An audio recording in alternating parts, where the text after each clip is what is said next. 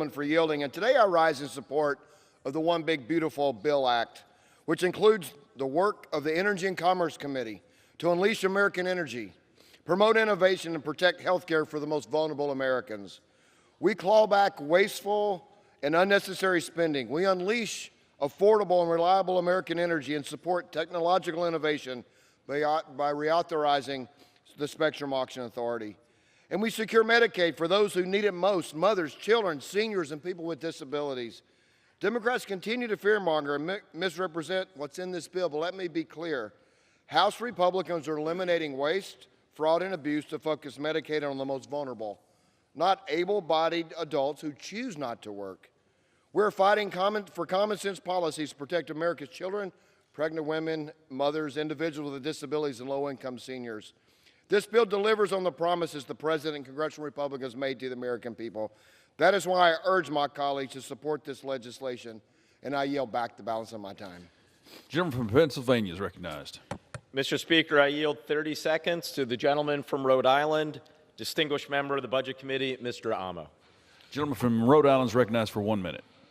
Budgets 30 seconds. are a statement of values. Republicans are showing they have none. People will suffer, people will die, and it will be at the hands of Republicans who vote yes. The top 1% are salivating over getting an extra $300,000 a year because of this dangerous bill. Billionaires win. 17 million Americans will lose their health insurance, largest health care cut ever. 42 million Americans are at risk of losing food assistance. Children will go hungry. Republicans claim to be the party of faith, patriotism, and families. A yes vote supports none of these virtues. This is shameful. I'm a hell no. I yield back. Gentleman from Texas recognized. Mr. Speaker, I yield 1 minute to my friend from Alabama, our chairman of the Armed Services Committee here in the House, Mr. Mike Rogers. Gentleman from Alabama is recognized for 1 minute. I thank the chairman for yielding for his leadership throughout this process. Mr. Speaker, years of chronic underinvestment in our national security has shattered American deterrence. It's allowed our adversaries to threaten and challenge us in new and unprecedented ways. But that ends today. Because today, with the passage of the One Big Beautiful Bill, we begin implementing President Trump's Peace Through Strength agenda. H.R. 1 includes a historic $150 billion investment in America's national defense that will help us begin building the Golden Dome missile defense shield to protect our homeland, begin to revitalize our defense industrial base, help us secure our border because border security is national security, begin to rebuild our munition stockpiles and critical minerals supply chains, and continue to improve the quality of life of our service members and their families. With these investments, we will work to restore American deterrence and build the ready, capable, and lethal fighting force President Trump promised. I want to commend the President, the Speaker, and Leader Thune for prioritizing national security in this bill, and I want to thank Chairman Wicker for his strong partnership throughout this process. I urge all members to support this bill, and I yield back. Gentleman from Pennsylvania. Speaker, may I inquire as to how much time remains on both sides? Gentleman has 8 minutes. Gentleman from Texas has 6. Thank you. Mr. Speaker, I yield 30 seconds to the gentleman from California, distinguished member of the Budget Committee, Mr. Panetta. Gentleman from California is recognized for 30 seconds. Mr. Speaker, this partisan tax bill will be our nation's single largest self-inflicted wound to working families and to our economy. It's the largest unfunded tax break for the wealthiest families and will lead to the largest number of working families losing health care. What's worse is that you're fooling yourself to believe it's paid for. Instead, it adds trillions to our debt that will drag down our economy and our credibility. And rather than negotiating with Democrats, you're just placating the president. So I'm voting no, Mr. Speaker, on this partisan bill to stand up to the president and to stand with working families and to stand for the financial stability of our country and the credibility of this institution. Thank you, Mr. Speaker. I yield back. Gentleman from Texas.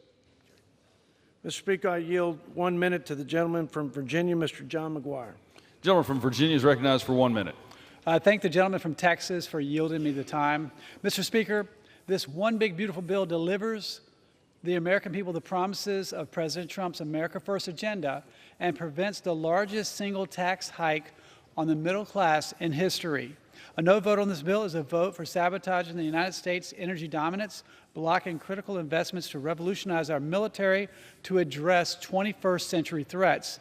It eliminates over $700 billion in wasteful Medicaid spending for illegal aliens and people who can work but refuse to work, instead of America's most vulnerable. I urge all my colleagues to vote yes on this historic piece of legislation. And, Mr. Speaker, I yield back the balance of my time.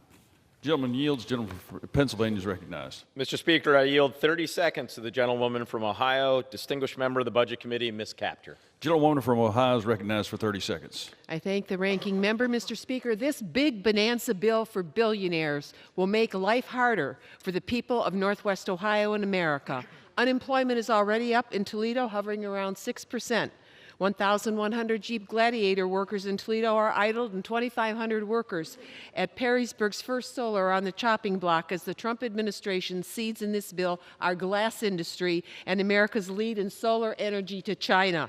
Grocery prices are up 2%, yet the bill freezes SNAP, a cut for 45,000 families in my district, and $18 million monthly blow to local grocers. The bill assures billionaires get $300,000 in tax breaks every year, while seniors and working people lose Medicaid and SNAP, and the largest cut to health care in American history, cutting over $1 trillion. The bill recklessly adds $3.4 trillion to the U.S. debt, and interest rates will climb. Congress can create a much brighter future for America by defeating this big, bloated bonanza bill for billionaires. I yield back. Gentleman from Texas. I reserve, Mr. Speaker. Gentleman reserves. Gentleman from Pennsylvania. Thank you, Mr. Speaker. I now yield 1 minute to the gentlewoman from Minnesota, the ranking member of the Agriculture Committee, Ms. Craig. Gentlewoman from Minnesota is recognized for 1 minute. Thank you, Mr. Speaker. This Republican budget is a betrayal of the American people. It puts in jeopardy food assistance for 42 million Americans. That's children, seniors, the disabled, and working parents. 1.2 million veterans rely on SNAP for their food. This budget turns their back on them. 270,000 veterans, homeless, and former foster youth will lose their food assistance entirely. The vulnerable are left behind. The middle class gets screwed in favor of the ultra-wealthy. I'm a hell no, and I yield back. Gentlewoman yields. Gentleman from Texas recognized. Speaker, I just remind the gentlelady and my colleagues, my Democrat colleagues, that after the Trump tax cuts, the first Trump tax cuts, the bottom half income grew 3 times faster than the top half. The lower 10% wages increased 2 times over the 1%. People at the bottom, people in the middle, they benefited more from the tax breaks. So I yield or reserve the remainder of my time. Gentleman reserves the remainder of his time. Gentleman from Pennsylvania is recognized. Mr. Speaker, it's now my distinct honor to yield 1 minute to the gentlewoman from California, the Speaker Emerita of the House, Ms. Pelosi. Speaker Emerita is recognized for 1 minute. Thank you, Mr. Speaker. I thank the gentleman for yielding and for his exceptional leadership, recognizing that our budget should be the statement of values of our country and how we allocate our resources reflecting those values. I ask to speak because I hear members on the other side talking about spending on the part of the Democrats, spending for education and health care, and all the needs of food for our children. I just want to remind all of them, speaking to you, Mr. Speaker, that tax cuts are expenditures. They're the biggest spending in this bill, to the tune of $5 trillion. $5 trillion added to the national debt to give tax cuts to the wealthiest people in the country at the expense of feeding our children, health care for our people, and the education of our children. And nothing brings more money to the Treasury than the education of the American people, from early childhood to lifetime learning and every phase of it in between. So you should be ashamed of yourselves to mock spending on education. The best dollar we spend is on educating the American people and the investments in scientific research, the biblical power to cure that science provides for us, cut in this bill. To spend $5 trillion for the wealthiest people in America. Thank you, Mr. Chairman. Gentleman from Texas recognized. Mr. Speaker, budgets are value statements. We value letting working families keep more of their hard-earned dollars. We value stewarding tax dollars, protecting our most vulnerable, preserving programs that they depend on, not allowing people in this country illegally to siphon money away, jeopardizing those safety nets.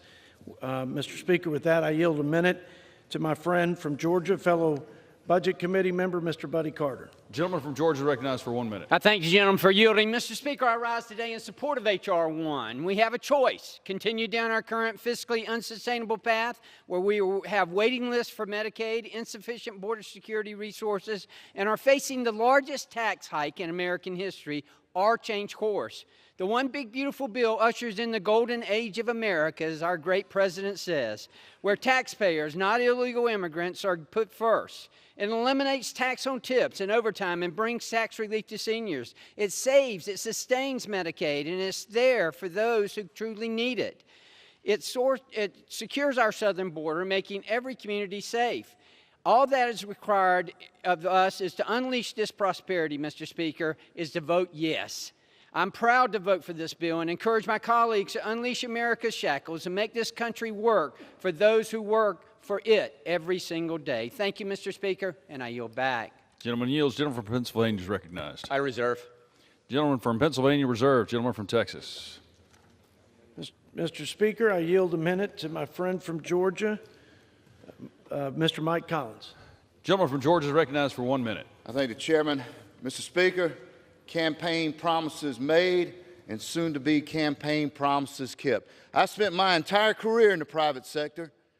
I know what those Trump tax policies did for me, for my business, my community, my state, and my country. And now with this bill, we're going to bring inflation under control with energy dominance. We're going to make sure that small businesses have certainty with our tax policies out there.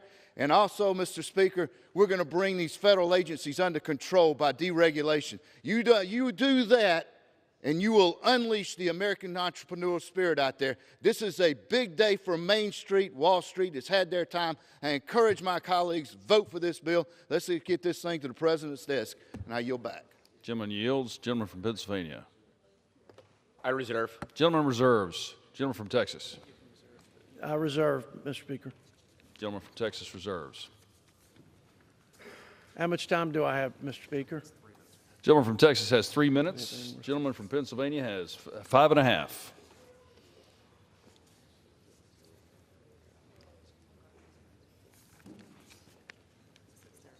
Gentleman from Pennsylvania is recognized. We reserve. I'm ready to close. This is like a tennis game. You ready to close? Oh. I am prepared to yield to one more speaker, and then we'll close. Great.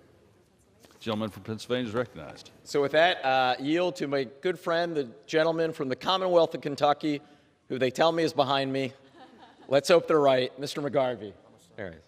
How much time? Oh, 1 minute, thank you. Gentleman from Kentucky is recognized for 1 minute. Thank you, Mr. Speaker. A budget is a series of choices.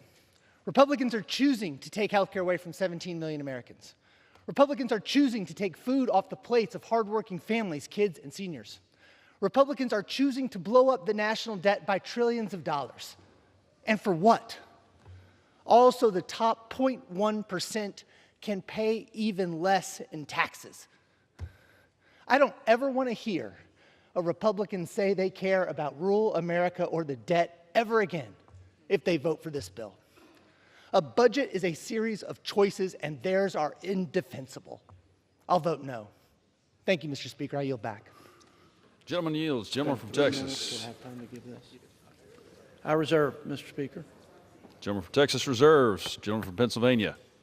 In that case, Mr. Speaker, I yield myself the balance of my time for the purposes of close. Gentleman's recognized.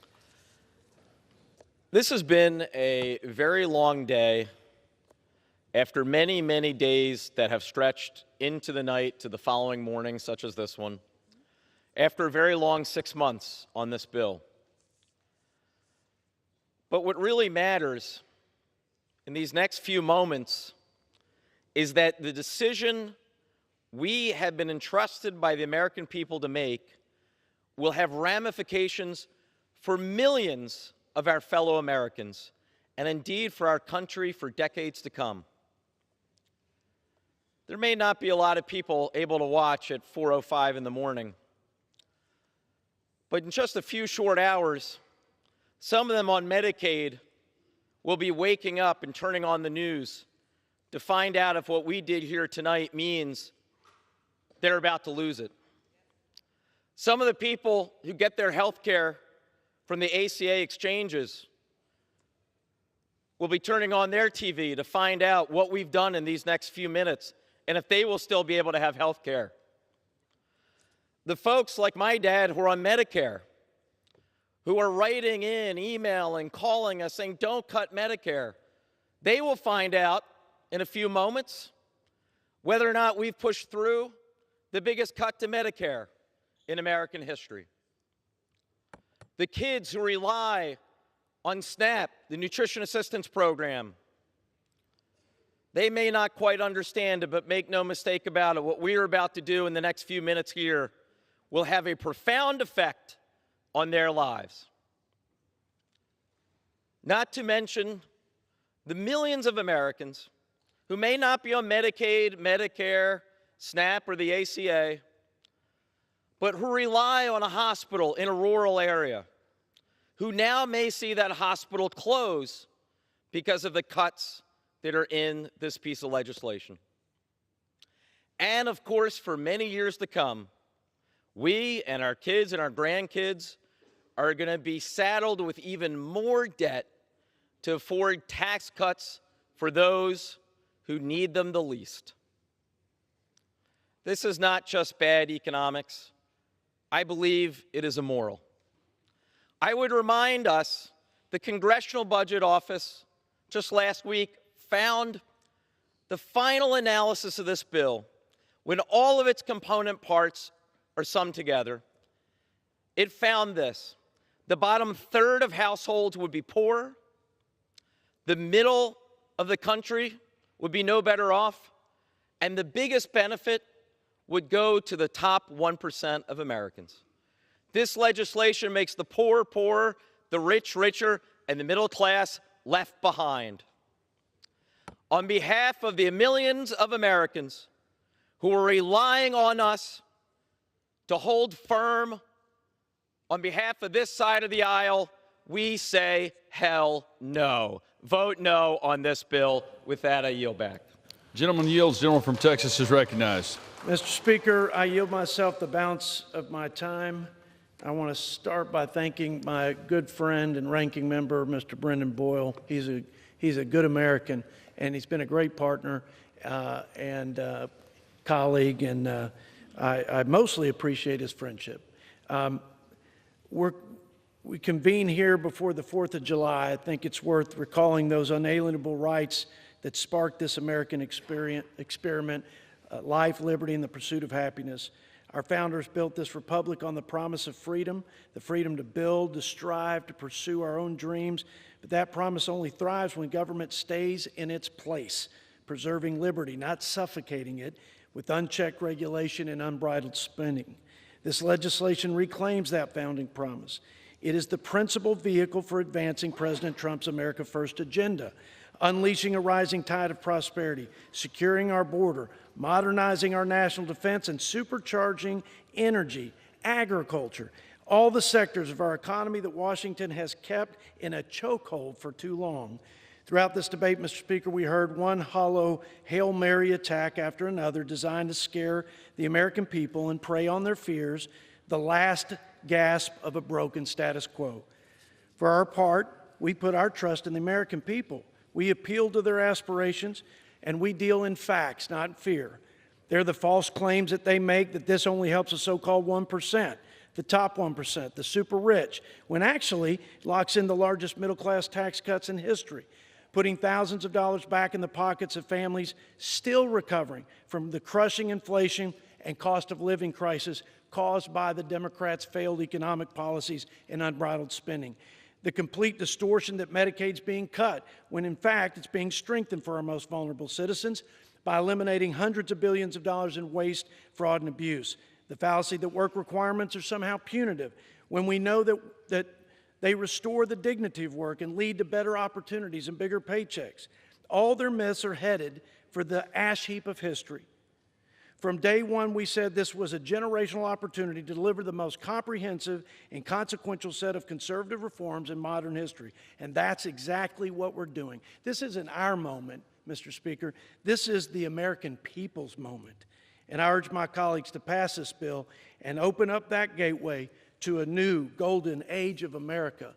God bless America. Go West Texas, and I yield back. Gentleman from Texas yields back.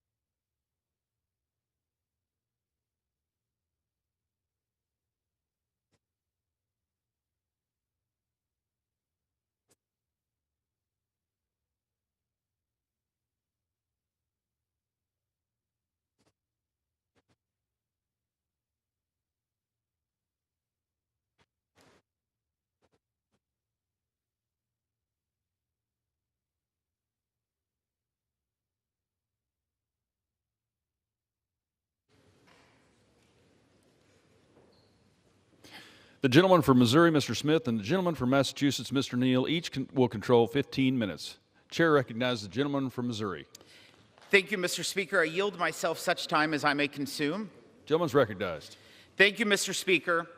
Before November, Americans wondered whether our best days were behind us. Democrats fueled inflation.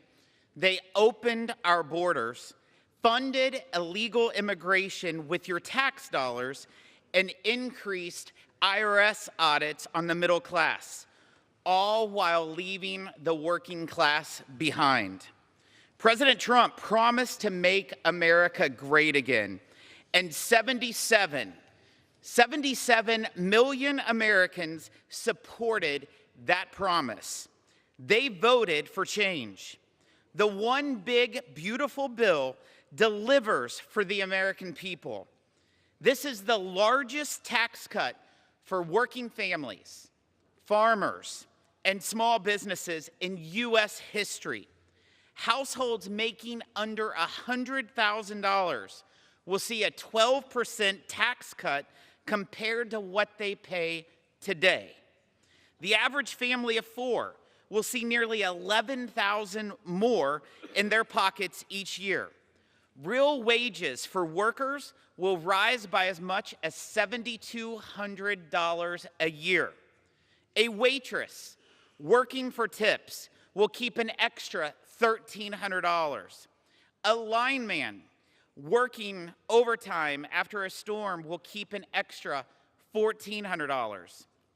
While Democrats defend illegal immigrants, fraudsters, and bureaucrats, Republicans are standing up for the American people, putting more money in their pockets.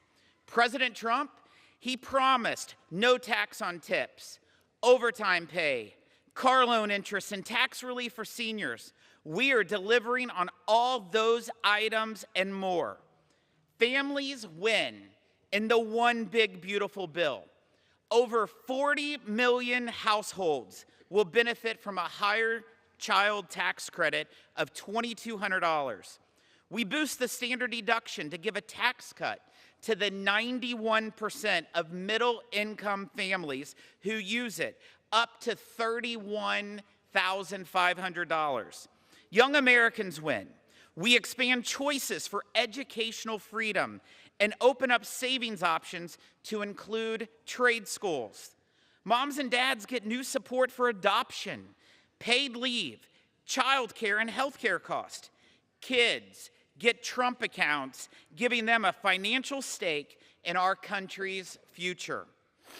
We bring back American jobs and our manufacturing base by protecting or creating more than 7 million jobs, including 1 million new small business jobs each year. We reign in Washington by delivering the largest cut in mandatory spending in U.S. history. The one big beautiful bill is for the people who don't have lobbyists in this town. The farmers, the welders, the waitresses, the nurses pulling double shifts, the truck drivers hauling goods across this country, the folks who work hard, play by the rules, and ask only for a fair shot and a government that works for them, not against them. It's for places like Peachtree City, Georgia, Yukon, Oklahoma, Petersburg, West Virginia, Erie, Pennsylvania, and all the other communities that the Ways and Means Committee visited over the last 24 months.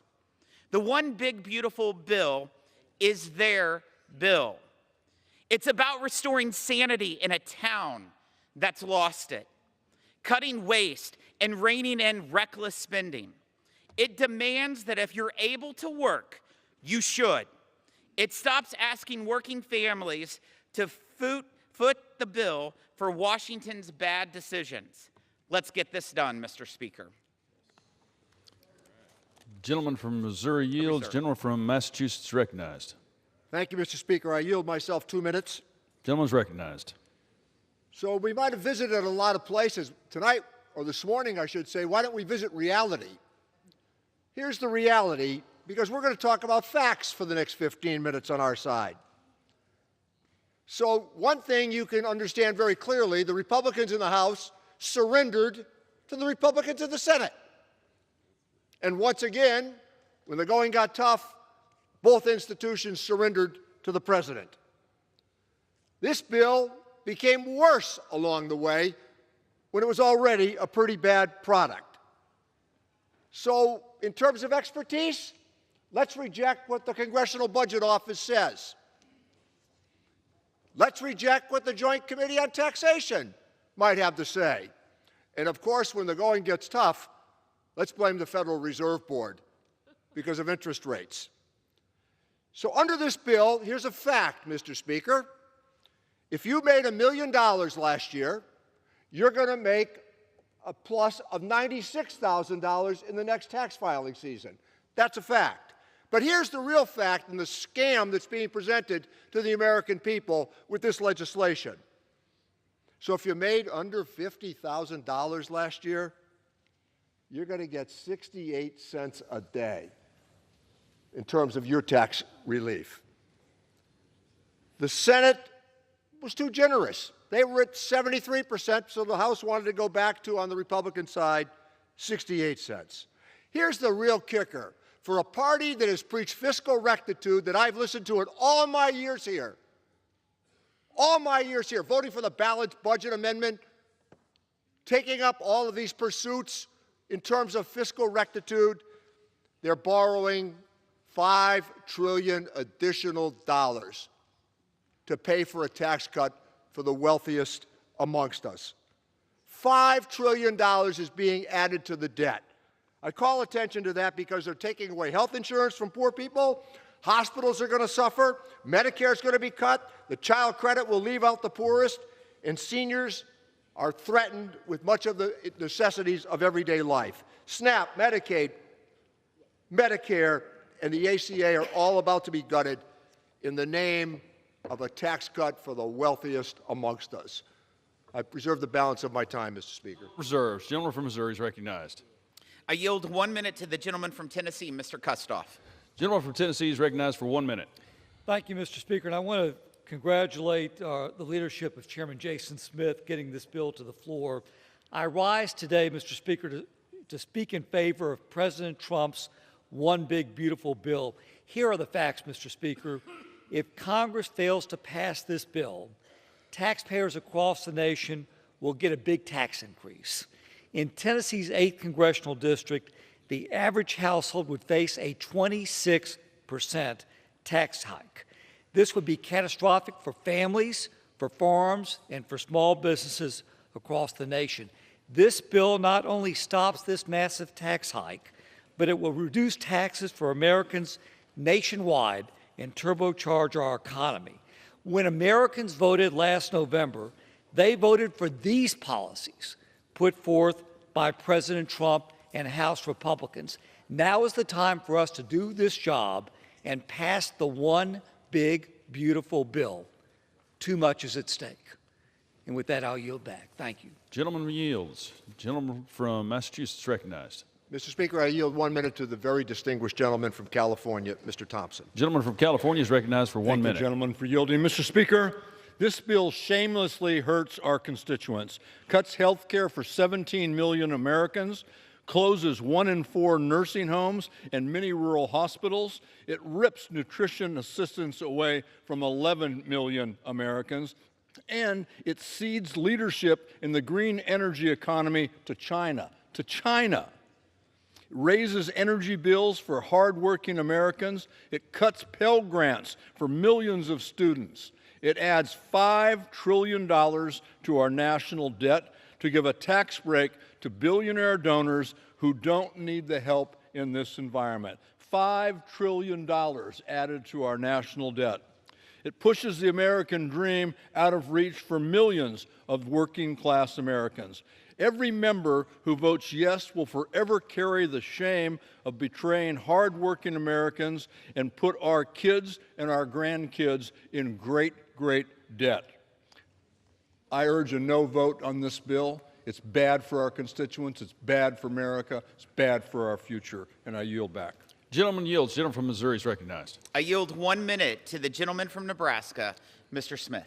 Gentleman from Nebraska is recognized for 1 minute. Thank you. I thank the chairman for the diligent work he has done in bringing folks together, hearing from all members, and helping formulate a bill that is great for America, great for workers, where we know that what we did in 2017 increased wages for workers at an amount even better proportionately than high-income folks.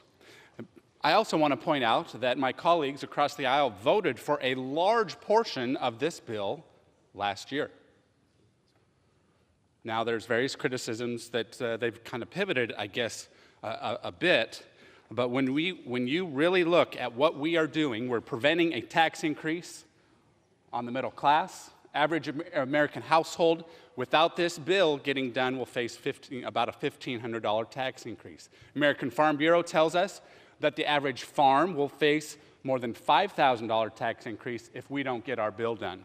Mr. Speaker, this is the right thing to do. This is great for America. I yield back. Gentleman yields. Gentleman from Massachusetts. Thank you, Mr. Speaker. Let me yield 1 minute to the distinguished gentleman from Chicago, Illinois, Mr. Davis. Gentleman from Illinois is recognized for 1 minute. I rise in strong opposition and could never vote for this big, bad, inhumane, and ugly bill because it will wreck health care delivery, takes food from hungry children, sentence seniors to early deaths, eliminate jobs, and destabilize our economy just to give the super rich and wealthy more influence, more power, more wealth. It takes from the poor, from the disabled, from the sick, from the hungry, and gives to the wealthy. This bill is cruel, it is immoral, it is a crime about to happen, it is draconian, it is dangerous, it is criminal. So if you want to stop crime, vote no, as I will, and I yield back. Gentleman yields. Gentleman from Missouri is recognized. Mr. Speaker, at this time, I yield 1 minute to the gentleman from Illinois, Mr. LaHood, for the purposes of a colloquy. Gentleman from Illinois is recognized for 1 minute. Mr. Speaker, I rise to enter into colloquy with the gentleman from Missouri regarding the termination of the commercial clean vehicles credit in the One Big Beautiful Bill. Is it your understanding and intent, Chairman Smith, for the purposes of this provision, vehicles shall be treated as, quote, acquired, unquote, as of the date on which a written binding contract is entered into for their acquisition and a payment has been made? I yield to Chairman Smith for a response. Mr. Speaker, yes, it is the legislative intent that vehicles shall be treated as acquired as of the date on which a written binding contract is entered into for their acquisition and a payment has been made. I associate myself with the comments of the managers. I am pleased to know their legislative intent. Mr. Speaker, in closing, I urge my colleagues to support this common sense legislation, and I yield back. Gentleman yields. Gentleman from Massachusetts. Mr. Speaker, I'd like to yield 1 minute to the gentlelady from California, Congresswoman Sanchez. Gentlelady from California is recognized for 1 minute. Thank you. Mr. Speaker, I flew overnight through thunderstorms and flash flood warnings to be here to stand up for my district this morning because Republicans refuse to stand up for theirs.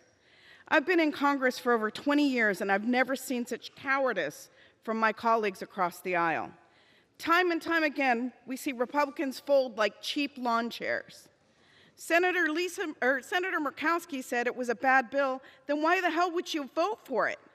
I'm here to stand up against a bill that kicks 17 million Americans off of their health care, a bill that cuts school lunches and food assistance to children who go to bed hungry every night, a bill that includes billions of dollars for ICE, an already bloated agency that has been upending due process and racially profiling people in my district for weeks.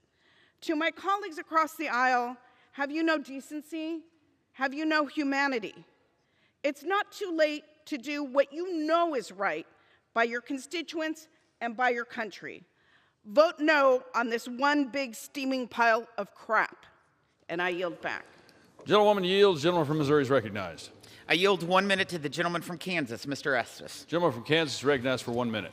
Mr. Speaker, I rise today on behalf of the Kansas families, workers, and small businesses who will benefit from the One Big Beautiful Bill.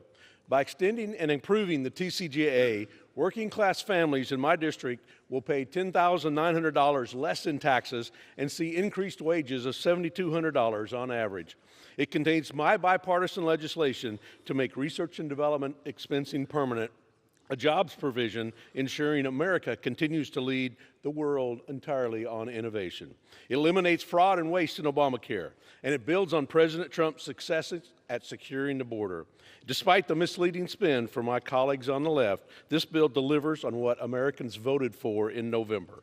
It's time to pass the One Big Beautiful Bill. With that, Mr. Speaker, I yield back. Gentleman yields. Gentleman from Massachusetts. Mr. Speaker, I'd like to yield 1 minute to the gentlelady from Alabama, Congresswoman Sewell. Gentlelady from Alabama is recognized for 1 minute. Mr. Speaker, this so-called big, beautiful bill is nothing but a big, ugly betrayal of Alabama families and the big handout to billionaires. There's nothing beautiful about stripping health care from working families. There's nothing beautiful about taking food off the table of the most vulnerable neighbors. And there's nothing beautiful about putting rural hospitals on life support in communities that can least afford it. Mr. Speaker, the cuts in this bill are not just numbers on a page. They are empty cupboards and shuttered clinics. They are hospital wings closed in small towns already struggling to keep their doors open. They are parents lying awake at night wondering how they will afford medicine for a sick child or how they'll keep food on the table if they lose their hours. Here are the facts. 170,000 Alabamians will lose their health care. 700,000 Alabamians will lose or reduce their nutrition assistance. 5 Alabama hospitals will close and add $5 trillion to the national debt.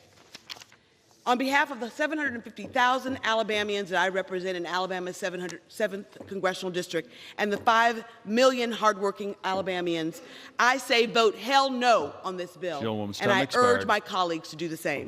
Gentleman from Missouri is recognized. I yield 1 minute to the gentlelady from West Virginia, Ms. Miller. Gentlelady from West Virginia is recognized for 1 minute. Mr. Speaker, I rise today in strong support of this big, beautiful bill. In 2017, President Trump signed the largest tax cut in history into law. Today, thanks to the hard work of the Ways and Means Republicans, we will make those tax cuts permanent and prevent an end-of-the-year tax hike. This bill gives the average working family a $1,300 tax cut and makes permanent the $199A small business deduction to keep our economy humming. This is a big win for our West Virginia businesses. It provides relief to gig workers by ending the Democrats' absurd 600 1099-K reporting threshold and reverts back to the time-tested standard of $20,000 and 200 transactions. It will provide economic relief, secure our borders, and ensure American energy dominance. This legislation will make the life of the average American better, and I support getting it to President Trump's desk. I urge all my colleagues to do the same. Thank you, and I yield back. Gentlelady yields. Gentleman from Massachusetts. Thank you, Mr. Speaker. I would remind the gentlelady that in 2017, the Republican Party borrowed $2.3 trillion for that tax cut. I yield 1 minute to the gentlelady from Wisconsin, Congresswoman Moore. Gentlelady from Wisconsin is recognized for 1 minute. Thank you. Thank you, Mr. Speaker, and thank you, Ranking Member. If you are a Republican with misgivings with the massive debt that this bill creates, or if you're worried about stripping 17 million Americans of health care access, I tell you that now is your moment. A coward dies 1,000 times before his death, but the valiant taste of death but once. Shakespeare. So vote your constituents, vote your conscience. This is how you will be remembered. Better to vote your conscience today and face an angry tweet than to have your legacy be one of equivocation and cowardice. By their deeds, you will know them. I urge all my colleagues to oppose debt, death, and hunger. Oppose this cruel legislation, and I yield back. Gentlelady yields. Gentleman from Missouri. I yield 45 seconds to the gentleman from Iowa, Mr. Feenstra. Gentleman from Iowa is recognized for 45 seconds. Thank you, Chairman Smith. President Trump's one big, beautiful bill will dramatically grow our economy and reduce our deficit. It's the largest tax cut in American history for families, farmers, workers, and small businesses. This bill will help our Main Street businesses grow, invest, hire, and increases the exemption for the death tax, which will help save 2 million family farms. Additionally, this legislation fully funds the border wall, hires more ICE and Border Patrol agents, and creates American energy independence. We must pass this bill to unleash economic growth and rural prosperity. Let's make President Trump's one big, beautiful bill the law of the land. Thank you, and I yield back. Gentleman yields. Gentleman from Massachusetts. Mr. Speaker, I yield 1 minute to the gentlelady from Connecticut, Congresswoman DeLauro. Gentlelady from Connecticut is recognized for 1 minute.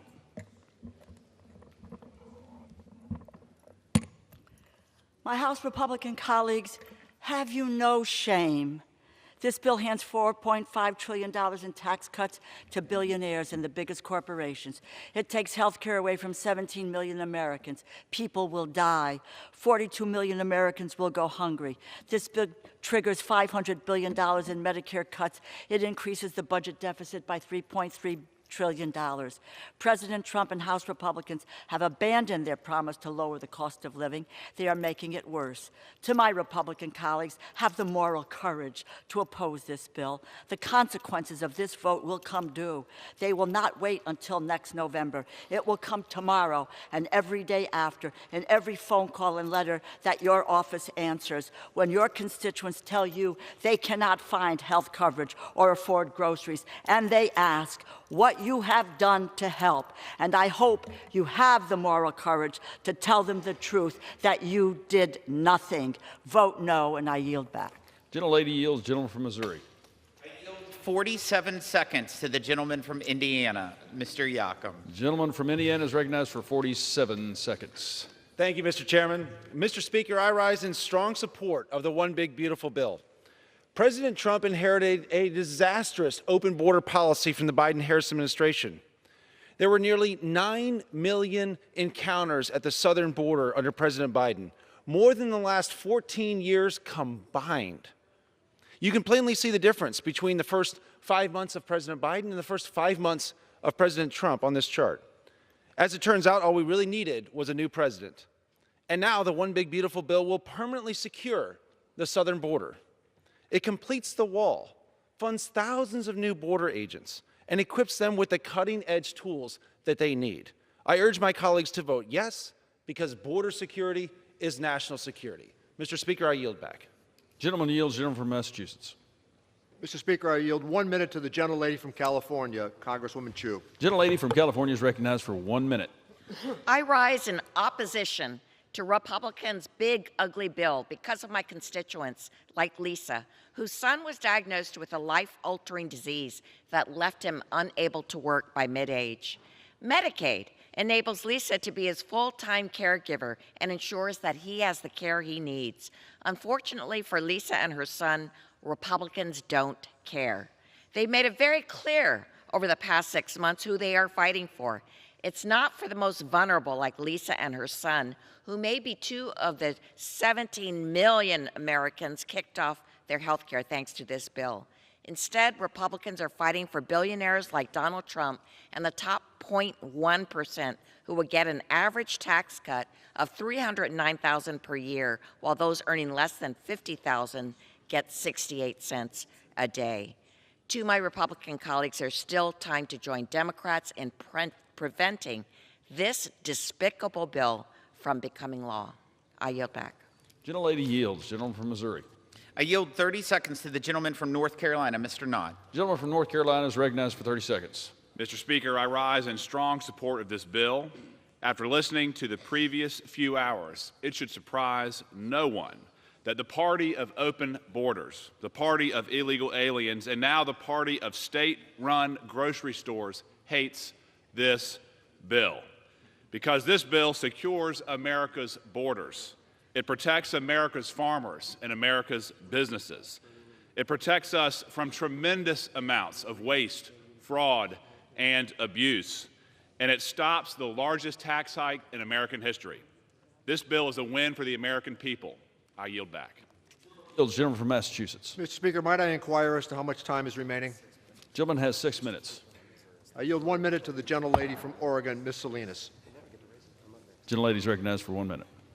Mr. Speaker, with this bill, my Republican colleagues are betraying the American people. In the dark of morning, they're trying to ram through legislation that will raise costs, strip away health care, take food off the table of working families, and increase energy costs for all Americans, all to give tax breaks to billionaires and corporations. Cuts to Medicaid will shutter rural hospitals, nursing homes, and health centers, leaving families with higher costs and nowhere to turn for care.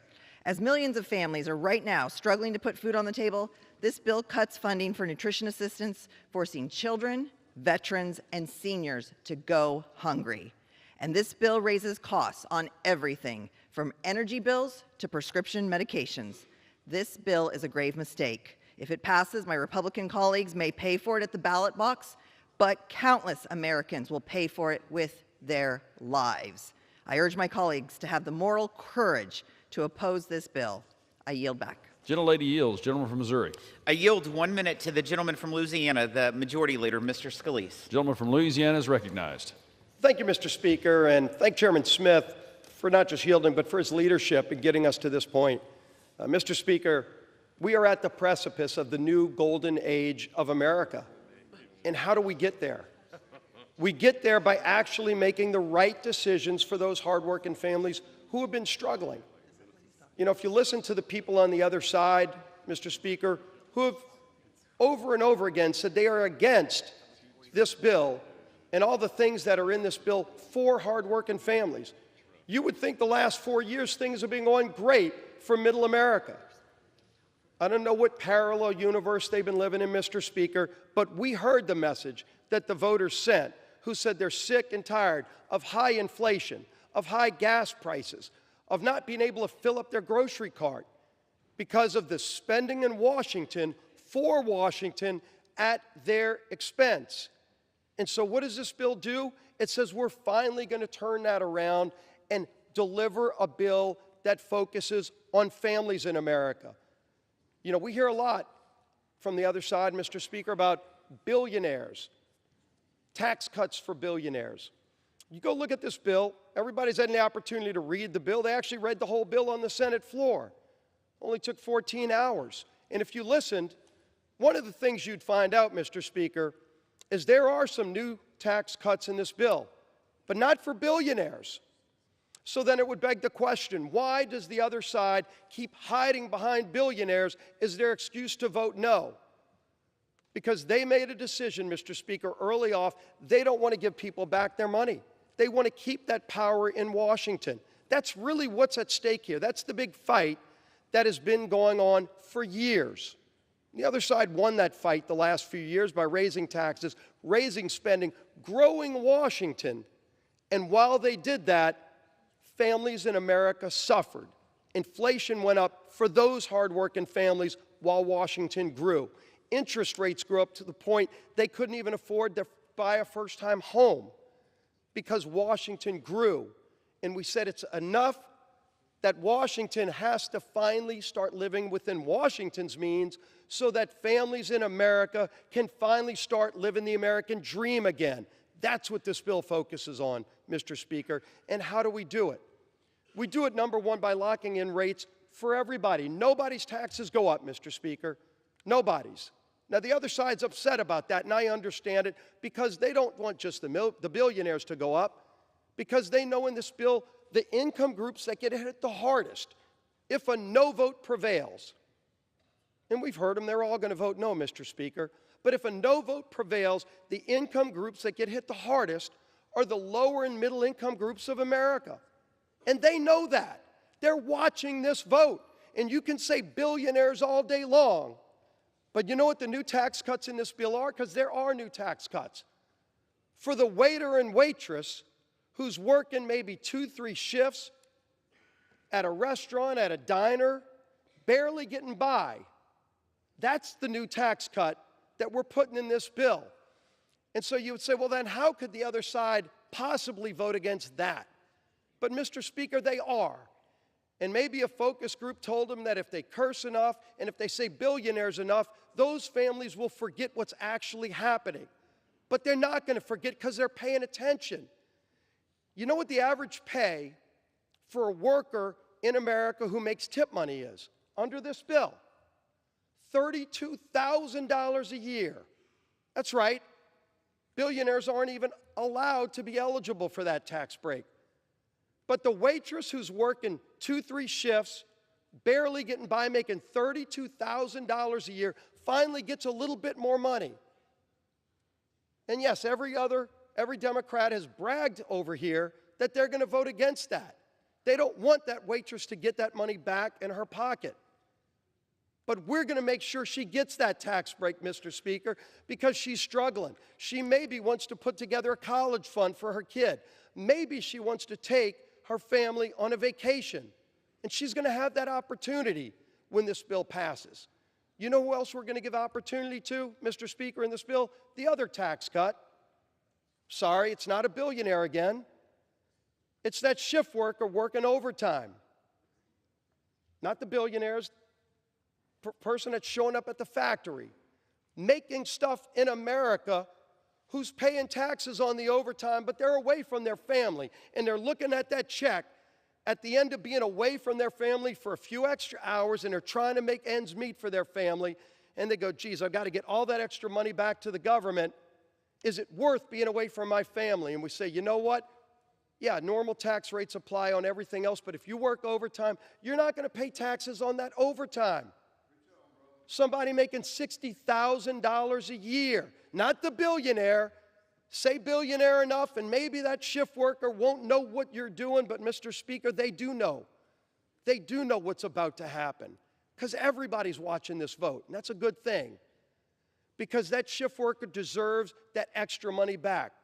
Might not seem a lot to somebody who deals with billions and trillions of dollars up here in Washington and grows agencies by 20-30% every couple of years, and just thinks if you double the size of an agency over 5 years, somebody's going to pay for that. Well, you know who's paying for it? That hardworking family. You know, we clean up waste, fraud, and abuse, and it's been mocked by the other side. They think it's cool to mock what we're doing to finally root out waste, fraud, and abuse. Let the other party, Mr. Speaker, be the defender of waste, fraud, and abuse in Washington, but we're cleaning it up in this bill.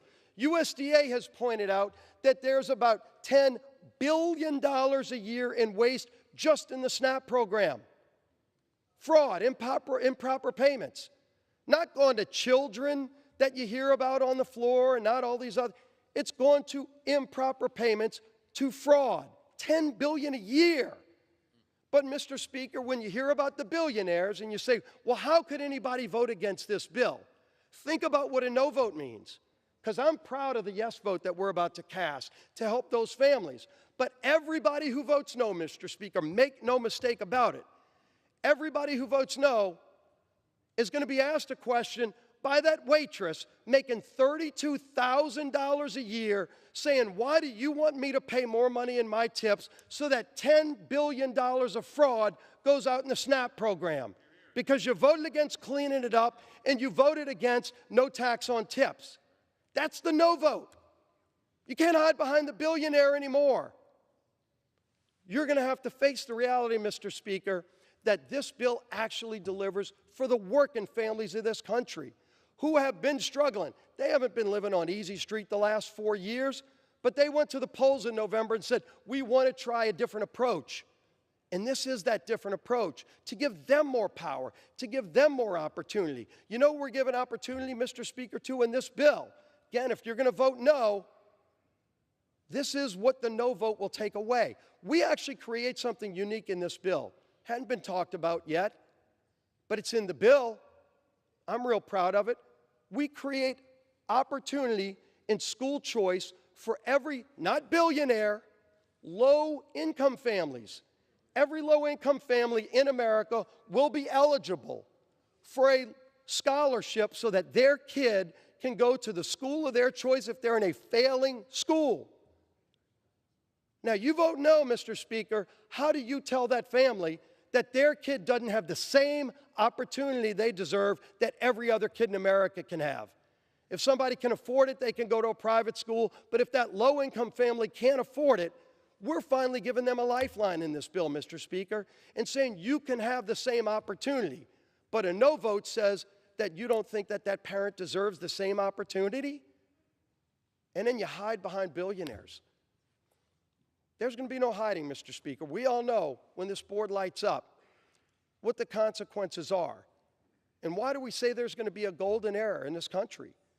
We're securing our border in this bill, too. We're opening up American energy in this bill. Everywhere from the North Slope of Alaska to, yes, the Gulf of America, where President Biden had shut down American energy. He green-lighted Russia's Nord Stream pipeline so Russia could produce their energy, funding billions of dollars to go fund their war against Ukraine. But in America, we were shut down. We open it up in this bill, Mr. Speaker. American workers get to produce American energy, not just for America. It's going to lower the price at the pump. Again, you're a middle-income family. The billionaire doesn't care what the cost of gasoline is. You know who does? That waitress making $32,000 a year saves that tip money. Maybe she can go on a trip and get in her car and drive and afford the gasoline now because we'll be producing more. We actually have lease sales in this bill for once so we can produce energy in America. We have great natural resources. We just had them shut down for 4 years by an administration that said no to American energy, said yes to other countries' energy. Iran was able to sell their oil on world markets thanks to the previous administration. That party's over. And when America starts producing more energy, not only does it help lower the price for families here in America, not only does it create great jobs here in America, but all the bad guys around the world, Russia, Iran, Venezuela, you name your country, they're not going to have a cartel-like exclusive license on global energy anymore because America's going to be back in the game. Let's get this country back in the game. Let's get this country back on track. Let's actually promote opportunity in the American dream again for anybody who wants it. You want to work, there's going to be more opportunity than you've ever had before. If you're disabled on Medicaid, right now you've been crowded out of those programs by people turning down work. Able-bodied people, 35-year-olds sitting at home playing video games. They're going to now have to go get a job. That's right. And by the way, that's a good thing for them. Their mom doesn't want them sitting in the basement playing video games anyway. But now it no longer will be crowding out Medicaid for the truly needy people who deserve it. The disabled people will not be getting crowded out of those programs. by people who can actually go get a job, and there are going to be a lot of great jobs, Mr. Speaker, a lot of great jobs in this country. America's coming back.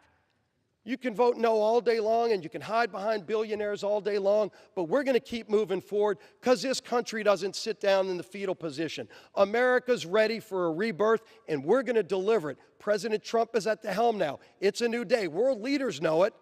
The bad guys know it around the world. But you know what? Those hardworking families who have been waiting for this relief for a long, long time are finally going to realize help is on the way, because Republicans in Congress, any Democrats that want to join, Mr. Speaker, are free to, but they're bragging that they don't want to be a part of this.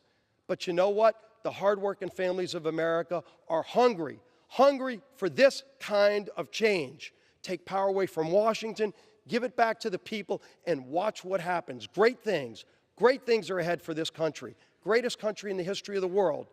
We are finally going to give and restore that great American dream and that hope for those families who have been waiting way too long. That help is coming. We're going to pass this bill. President Trump's going to sign it. It's going to be a great 4th of July. Let's pass the bill, Mr. Speaker. I yield back to balance my time.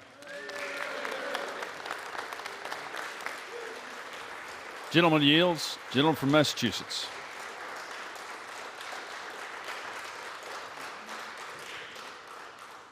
Gentleman from Massachusetts. Mr. Speaker, I yield myself 1 minute. Gentleman's recognized. I can't wait with the Republican Party to meet that waitress who's making $32,000 a year and tell her in this tax bill the Republican Party just gave her 68 cents more a day. Because that's the reality of what this tax bill is about. But we could also say in the next breath, if you made $1 million last year, you're going to get $96,000. This is a fact-free argument. They're making this argument out that the person at the bottom is going to do well in contrast to the person at the top. There's simply no factual basis to that.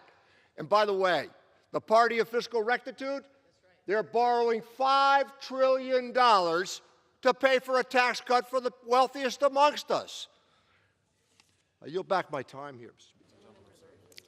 Will the gentleman reserve? I reserve. I apologize. Gentleman reserves. Gentleman from Missouri is recognized. Mr. Speaker, I represent one of the poorest congressional districts in this country, and I can tell you this piece of legislation are for those working families, those small business owners, those farmers that are doing everything they can just to get by. It is not for the millionaires and the billionaires. How many waitresses who are tipped are billionaires? How many billionaires work hourly jobs and overtime? None. I reserve. Gentleman reserves. Gentleman from Massachusetts. I yield 30 seconds to the gentleman from Virginia, Mr. Byer. Gentleman from Virginia is recognized for 30 seconds. Mr. Speaker, from the Gospel of Matthew, where I was hungry and you gave me food, I was thirsty and you gave me drink, I was a stranger and you took me in, I was naked and you clothed me, I was sick and you visited, I was in prison and you came unto me. Inasmuch as you've done it unto the least of my brothers, you've done it unto me. Mr. Speaker, the bill before us takes food and drink from the mouths of the poor. It takes health care from the sick.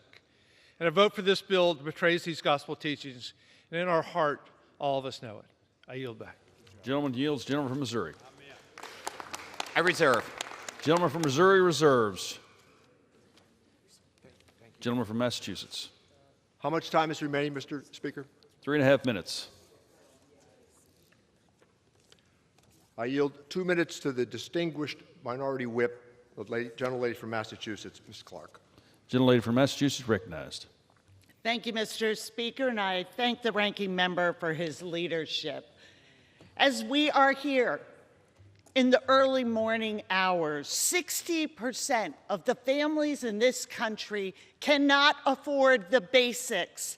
60% of Americans cannot afford that first rung of the American dream. This is an existential failure of the wealthiest nation on earth. And now, with this big, ugly bill, Republicans are on the verge of moving that dream further out of touch, of making people sicker and poorer. We hear the message. If you do not have great wealth, you do not matter to the GOP. If you vote For this cruel monstrosity, you are condemning families to poverty. You are condemning seniors and veterans in this country to hunger. You are condemning children to sickness without treatment. You are voting to enrich billionaires at the expense of what makes us American, our freedom to build a better life for our families. The American people overwhelmingly oppose this bill, and they will not forget if you sell out their freedom this Independence Day. I yield back. Gentlelady yields. Gentleman from Missouri. Yeah. I reserve. Gentleman from Missouri reserves. Thank you, Mr. Speaker. I yield 1 minute to the distinguished Democratic leader, Mr. Jeffries. Leaders recognized. I thank the distinguished gentleman from the great Commonwealth of Massachusetts, Richie Neal, for yielding and for his tremendous leadership. Mr. Speaker, I rise today in strong opposition to Donald Trump's one big, ugly bill. This disgusting abomination, the GOP tax scam that guts Medicaid, rips food from the mouths of children, seniors, and veterans, and rewards billionaires with massive tax breaks. Every single Democrat stands in strong opposition to this bill because we're standing up for the American people.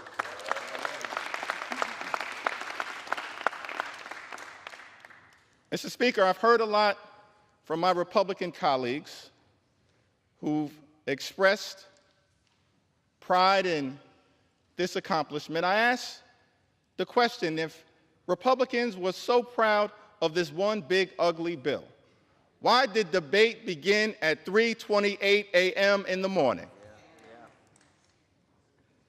Republicans are once again, which has been the case, Mr. Speaker, through every step of this journey, tried to jam this bill through the House of Representatives under cover of darkness. But I'm here today to make it clear that I'm going to take my time and ensure that the American people fully understand how damaging this bill will be to their quality of life. Now, Republicans and Donald Trump promised that costs would go down on day one. Costs haven't gone down under Donald Trump and House Republicans here in the United States of America. In fact, costs have gone up. We believe that America is too expensive, that the cost of living is too high, that that's a priority that should be worked on in a bipartisan way.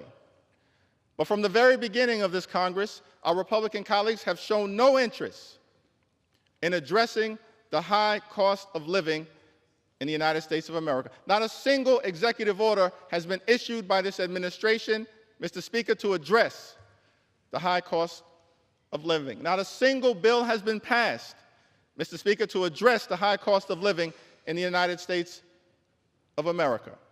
And this bill, this one big ugly bill, this reckless Republican budget, this disgusting abomination, is not about improving the quality of life of the American people. It will hurt everyday Americans in several different ways.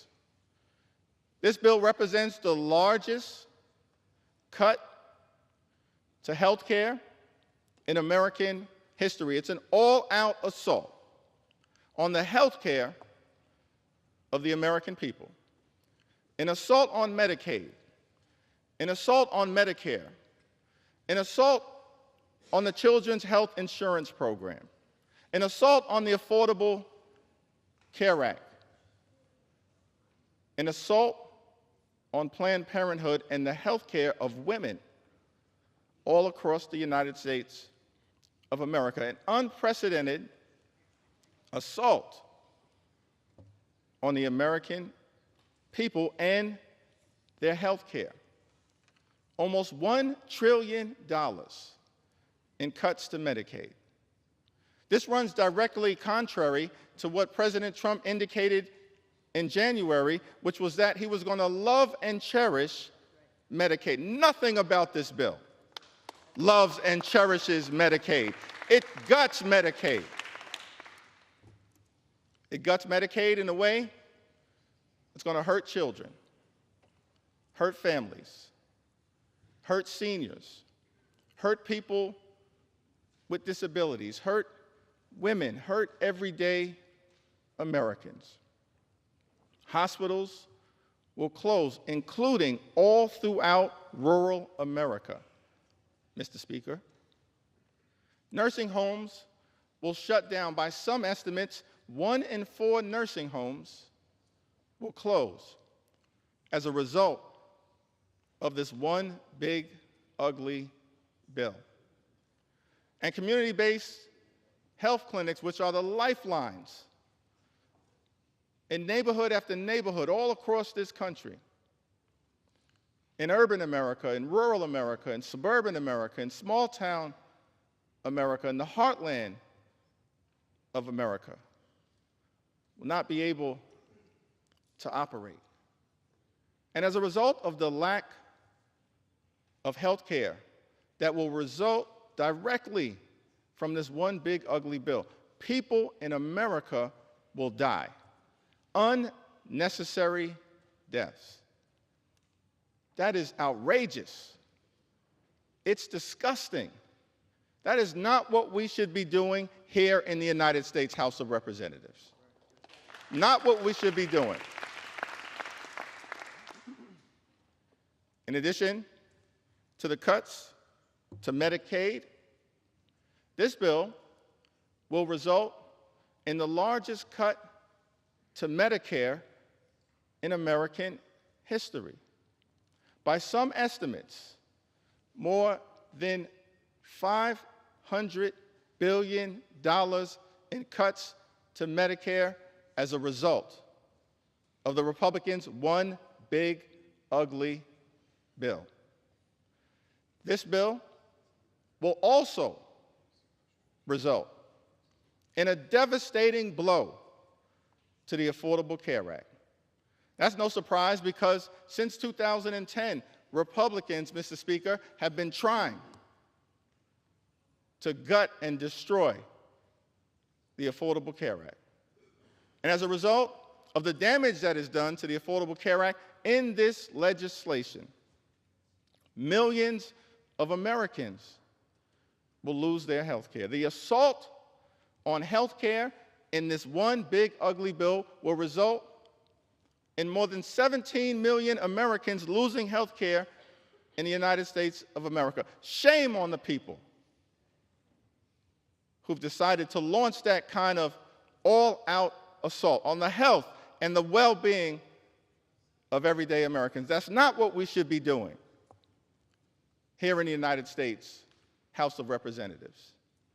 And because of the drastic cuts that are made to health care in this one big ugly bill, people with private insurance all across America are going to experience increases in their premiums, their copays, and their deductibles. Millions of Americans in every corner of this country, an all-out assault on health care. That's a very different vision, Mr. Speaker, that Republicans have working hard to take health care away from the American people than our vision, because we believe, as Democrats, that in the United States of America, health care should not simply be a privilege. Health care is a right that should be available to every single person in the United States of America.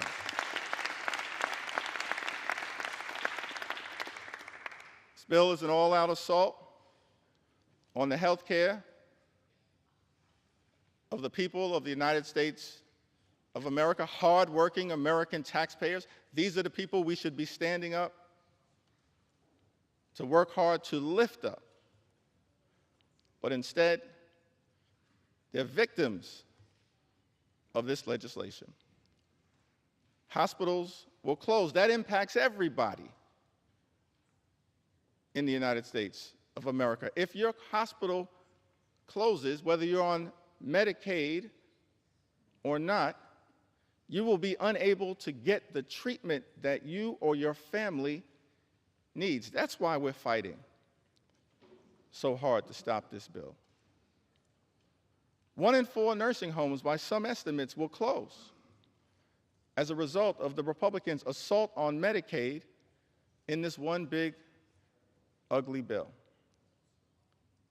This bill also represents an assault on nutritional assistance here in the United States of America. We've made great progress over the last 50+ years as it relates to hunger in this country. Great progress. But we're still dealing with the reality that tens of millions of people in this country go to bed every night wondering whether they're going to be able to get a nutritious meal the next day. Tens of millions of people in this country, millions of children. And instead of trying to address that issue, Mr. Speaker, the one big ugly bill will rip nutritional benefits away from millions of Americans, including children, rip food from the mouths of hungry children and hungry veterans and hungry seniors. That is unacceptable. That's one of the reasons why we stand in strong opposition, Mr. Speaker, to this one big, ugly bill. Republicans promised to address the high cost of living in the United States of America. We believe that the cost of living is too high. Housing costs are too high. Grocery costs are too high. Utility costs are too high. Insurance costs are too high. Child care costs are too high. America is too expensive. There are far too many people in this country struggling to live paycheck to paycheck. That should not be the case in the United States of America. But instead of addressing the high cost of living in this one big ugly bill, Mr. Speaker, Republicans are actually going to increase costs, particularly as it relates to the energy bills that everyday Americans pay. Estimated that energy bills will increase by hundreds of dollars a year. That has nothing to do with lowering the high cost of living, making this country a more affordable place. It does the exact opposite. It's an all-out and unnecessary assault on the clean energy tax credits. The clean energy tax credits that many of my Republican colleagues promised in letter after letter after letter that you would stand behind, but all chose to fold and abandon. Fighting instead for special interests and opposing the ability for this country to stand up a cleaner energy economy, which means cheaper energy. And because of the attack on clean energy jobs, on the clean energy economy, on the economic development that had already been set in motion, often in districts represented by my Republican colleagues and in Republican-led states, red states. By some estimates, millions of jobs are going to be lost. And so you're ripping health care away from millions of Americans, Mr. Speaker,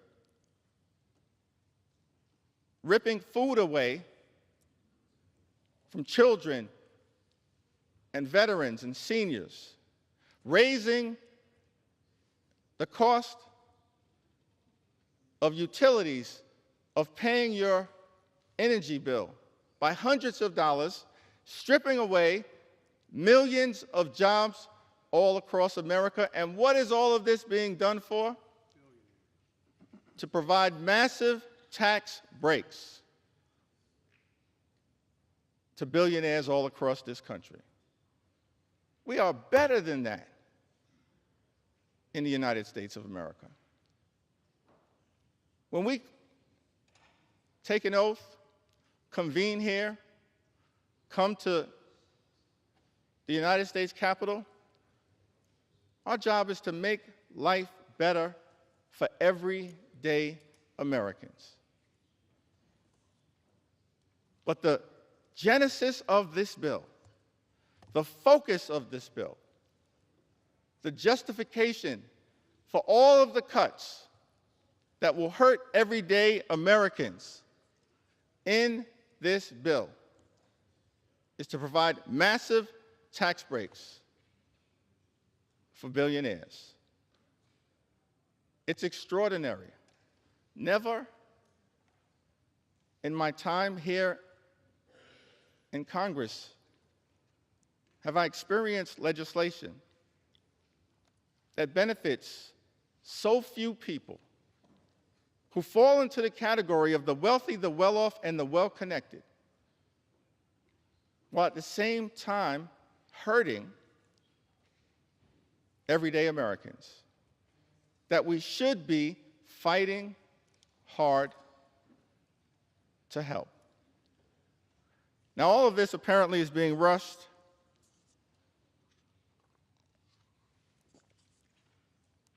because the decision was made by President Trump that he would like to get a bill done by the 4th of July. What does the 4th of July have to do with this one big, ugly bill? What does celebrating American independence, the birth of this exceptional country, the journey that we've been on for 249 years, what does any of that have to do with this one big, ugly bill? I would suggest, Mr. Speaker, that if you actually look at the Declaration of Independence, what we find is that everything about this one big, ugly bill runs in direct contrast with what was set in motion by the framers and the founders of our great country. Of course, the Declaration of Independence, authored by Thomas Jefferson, makes the famous statement that we hold these truths to be self-evident, that all men are created equal, that they are endowed by their Creator with certain unalienable rights, that among these are life, liberty, and the pursuit of happiness. Mr. Speaker, I want to lock in for just a moment on that aspirational objective, the pursuit of happiness. Because when it comes to everyday Americans, this one big, ugly bill will hurt the quality of life of hardworking American taxpayers, and it's all designed to put a happy smile on the face of billionaires. That is inconsistent with the Declaration of Independence and what we should be celebrating on July 4th.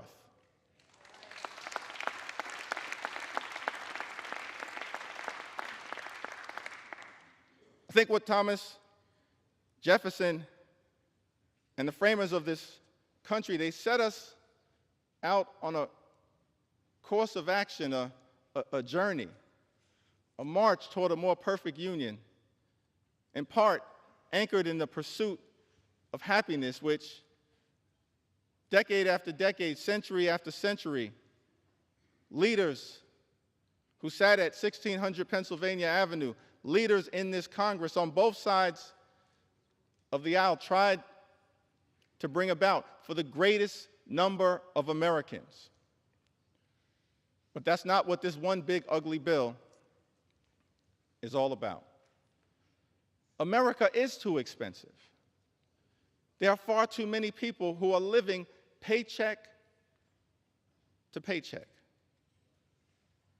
here in this great country. That should not be the case. People who are struggling to survive, to make ends meet.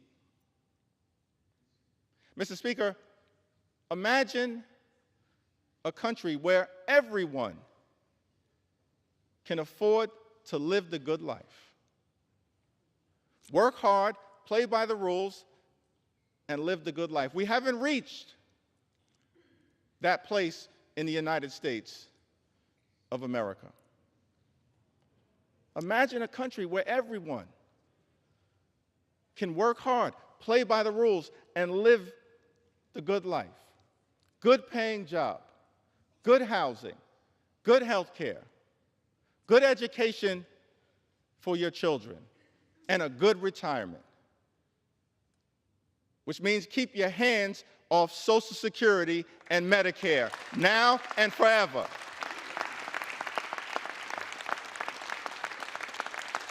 Now and forever. We want a country where every single American can afford to live the good life. Good paying job, good housing, good health care, good education for your children, and then a good retirement. And we know that in the United States of America, to unlock that quintessential American dream, living the good life, you have to work hard and play by the rules. But the challenge that so many Americans have right now in this country is that they're doing those two things. They're working hard and they're playing by the rules, but they're unable to experience the great American dream. They're unable to get to that third leg. They're unable to live the good life. And that's what we should be focusing on here in the United States Congress. Not gutting Medicaid, not ripping food out of the mouths of hungry children, not rewarding billionaires with massive tax breaks.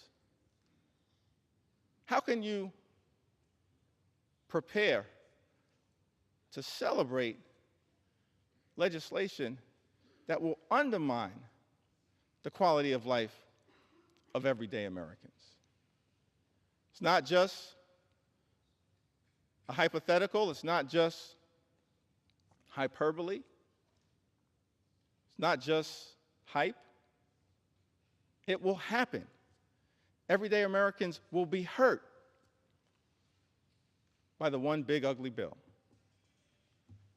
We're here on the floor of the House of Representatives, debating legislation in the middle of the night, with millions of Americans having gone to sleep, anxious about what would happen. Here on the floor of the House of Representatives, understandably concerned that their voices have not been heard in this debate, that their pleas for compassion have been overlooked. Many of my colleagues, Mr. Speaker, on the other side of the aisle have chosen not to hold town hall meetings, not to hear from the voices of the people that you're privileged to represent. but we've embraced the American people. We haven't run from the American people. House Democrats will continue to run toward the American people and lift their voices up. Lift their voices up. And so, Mr. Speaker, I'm going to take a little time to share some of the stories of the American people. Voices that might otherwise be excluded from this debate. But we're not going to let those voices be excluded. We will ensure that these voices are heard. We will continue to do everything we can to bring those voices to life, here on the House floor and beyond, to stand up for the best interests of everyday Americans. And we've heard from many of them throughout this process. I'll share just a handful. With Medicaid expansion, I now qualify for Medicaid. Without insurance, my monthly bill for my 3 injectable drugs would be $3,000.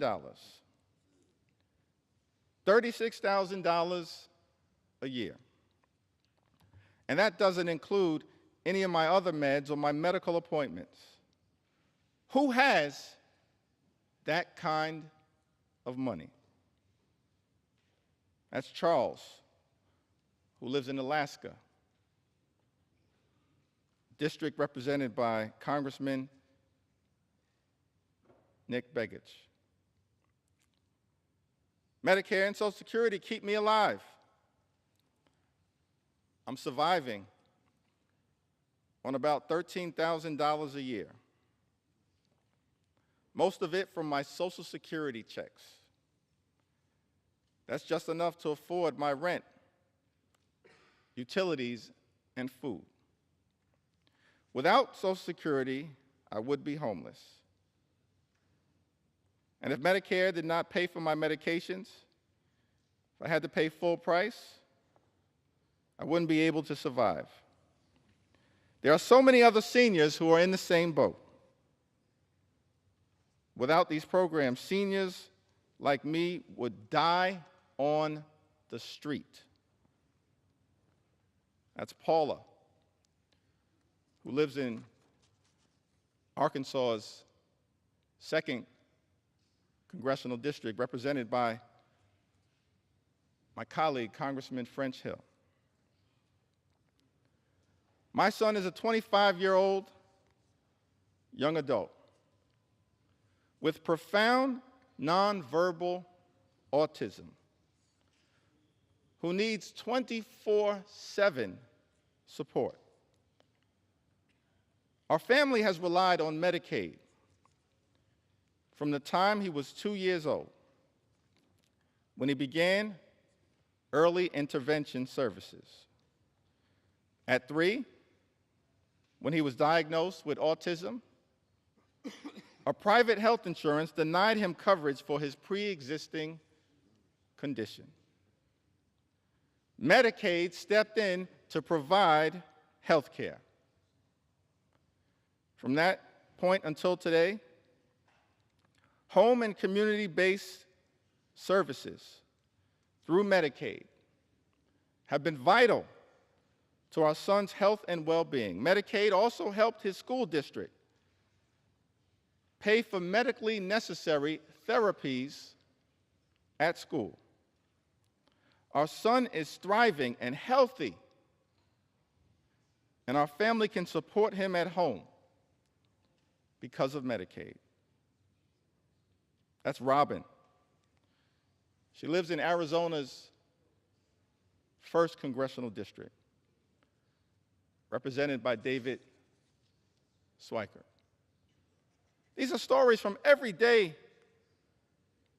Americans who've written to us to say to this Congress, stand up for our health care, Mr. Speaker. Don't stand up for billionaires.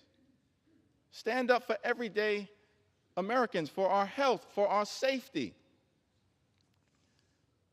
and for our well-being.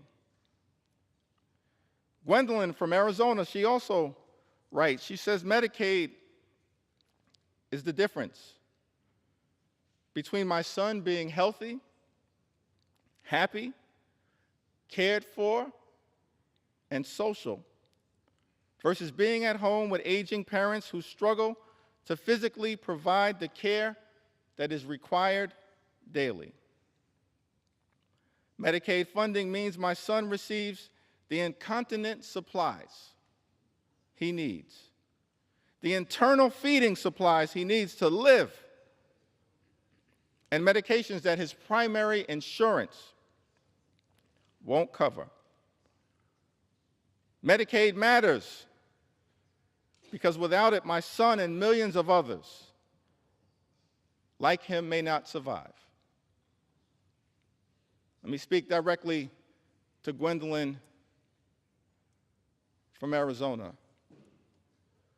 Her representative may not be fighting on your behalf. As House Democrats, we're here to say to you, we agree. Medicaid matters and it must be preserved. It must be preserved. Because Medicaid matters to millions of people all across this great country, to children, to seniors, to people with disabilities, to women, to families, to people in every corner of the United States of America. Yes, Gwendolyn, Medicaid matters. And if your representative won't fight for it, we will.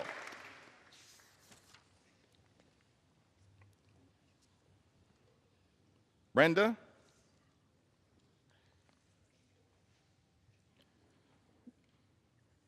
Says to us, my youngest child is a nonverbal 43-year-old female with autism who has been on Medicaid since she was 12. She's had 3 major surgeries and 6 or more outpatient surgeries, all made possible because of Medicaid. We would not have been able to get our daughter what she needed if it wasn't for Medicaid. She also has a seizure disorder and is on several medications.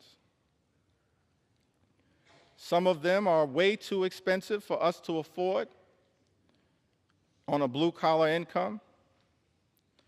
Finding doctors that are good and accept Medicaid are few and far between. But some doctors are better than none.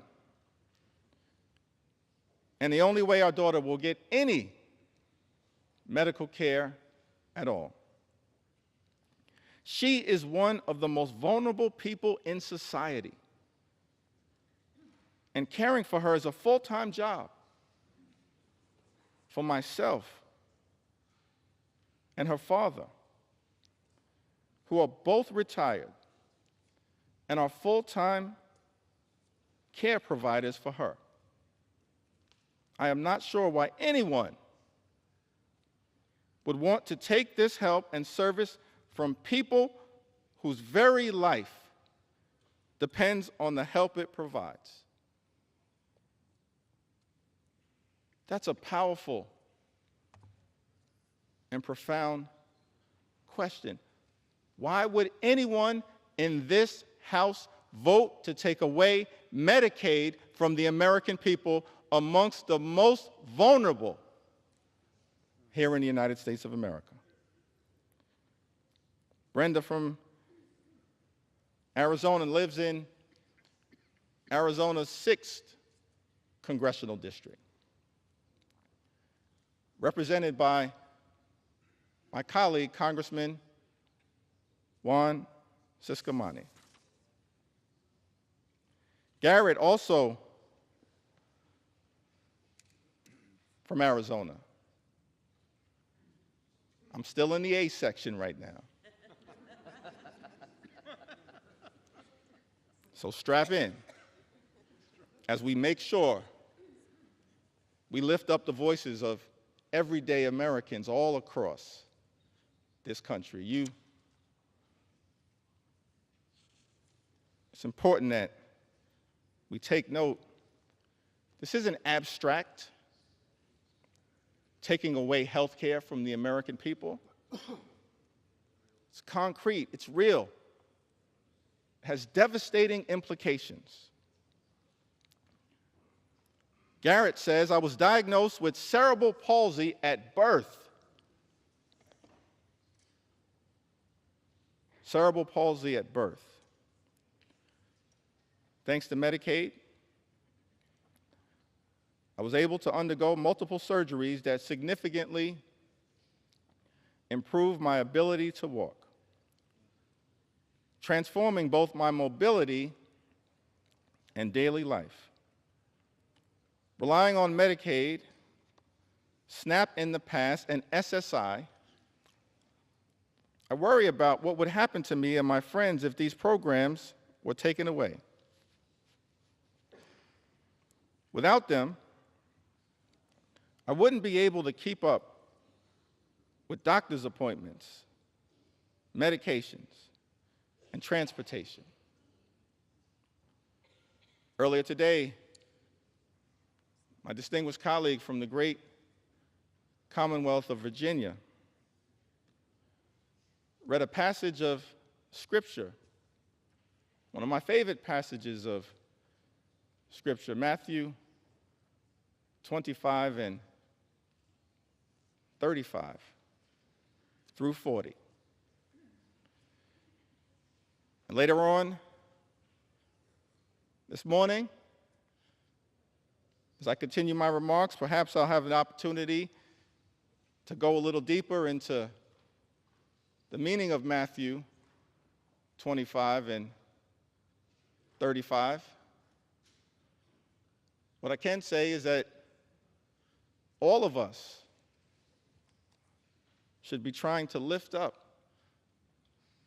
the least, the lost, the left behind, the poor, the sick,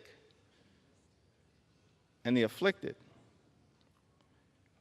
Garrett tells us, I was diagnosed with cerebral palsy at birth. And the first thing that jumped out to me when I read this was that we're all God's children, and we should be looking after all God's children to the best of our ability, not running away from them and undermining their quality of life. So Garrett, we're going to continue to stand up and work hard on your behalf. Nancy from California. That's a great name, Nancy from California.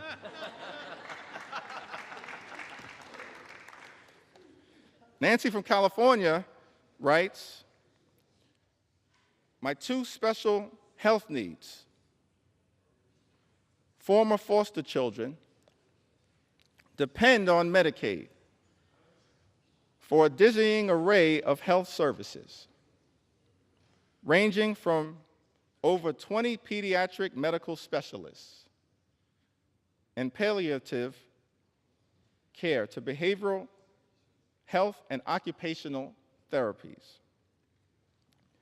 They both have rare, incurable, disabling diseases that require IEPs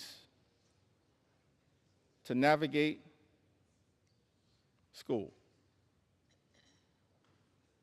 She continues, but I want to pause right there. I think that's an important point, talking about her children and the IEPs to navigate school. We should be looking out for children like Nancy's two beautiful former foster care children, her two special health needs children, as she calls them. It's one of the reasons why the Department of Education is important. Public schools are important. Nothing in this bill supports public education. In fact, this one big, ugly bill represents an attack on public education. And that is not consistent with what we should be doing as we prepare to celebrate our 249th birthday and lifting up this pursuit of happiness. Nancy continues, the ACA protections for pre-existing conditions and the removal of lifetime caps are also essential. My youngest child requires medical care that I simply cannot afford, costing between $750,000 and $1 million per year, depending on how stable her health is. I work part-time, but the caregiver burden is too demanding for me to maintain a full-time job. As a single widowed mother, Medicaid has become a lifeline for keeping my kids as well as possible. Nancy lives in California's 1st congressional district, represented by my colleague, Congressman Doug LaMalfa. Laura lives in the Central Valley of California, an area of the country with the highest concentration of Medicaid recipients. The highest concentration of Medicaid recipients. I've been raising my 6 grandchildren for 15 years, and they are coming of age, but not many jobs are available. Also, my 16-year-old grandson depends on Medicaid and EBT to survive. He takes many medications a day.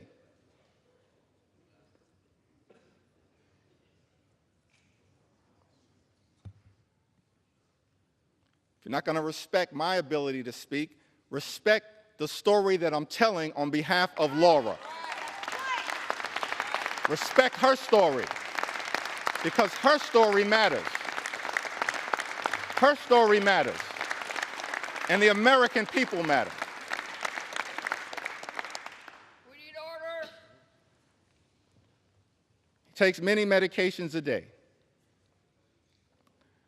I'm too old to do anything but take care of him. I can't imagine choosing what medicines he gets or who gets to eat.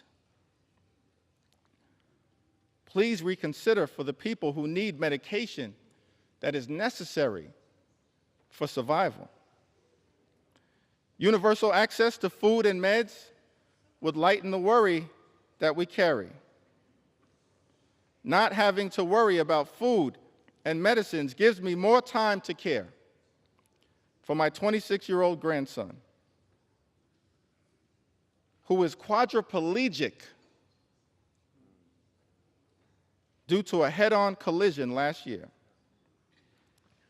Please don't make him suffer anymore.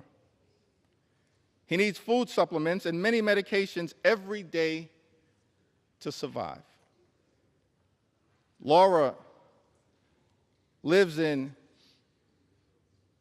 California's 22nd congressional district, a district that is represented by my colleague, Congressman David Valadao. Just happens to be the district that has the highest concentration of Medicaid recipients in this country. Laura, I don't know what your Congress member is going to do. Every single House Democrat is fighting hard to protect your Medicaid. We value you, and we're working hard to defend you. Jackie is from the Orange County area of California. My son is 34 years old. He has Down syndrome and autism and lives at home with his aging parents, Dad, 82, and Mom, 71. His biggest joys in life for him are his day program and eating out. How small are his desires? And you want to take that away from him. He requires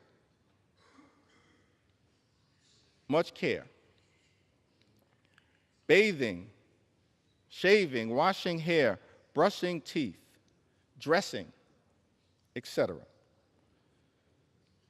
His aging parents can do the job required for this 100% of the time. He has great caregivers right now, and they have been with him for many years. Now you want to take that away from us? Please know that Medicaid, Medi-Cal, is what allows us to keep him in a safe and happy environment that he will not get anywhere else. And for a whole lot less money. Why should that change for him? Jackie asked. Please be respectful of families who have high-need family members who need these services. Thank you for allowing me to speak on behalf of my son and everyone who loves him. Jackie lives in California's 40th congressional district, a district represented by my colleague, Congresswoman Young Kim. Kayla writes to us from Colorado. At 26, I was diagnosed with brain cancer, a discovery I was only able to make because of Medicaid. Without it, I wouldn't have been able to get the treatment I need to survive. That diagnosis changed my life. And while I am grateful to be here, I can no longer work. Now I rely on disability benefits, food stamps, just to get by. These programs are the only reason I'm able to live. Without this support, I don't know how I would manage. Kayla lives in Colorado's 2nd congressional district, a district represented by the Assistant Democratic Leader, Joe Neguse. Kayla, I can say to you that your Congress member is fighting hard to protect you, just like every single member of the House Democratic Caucus.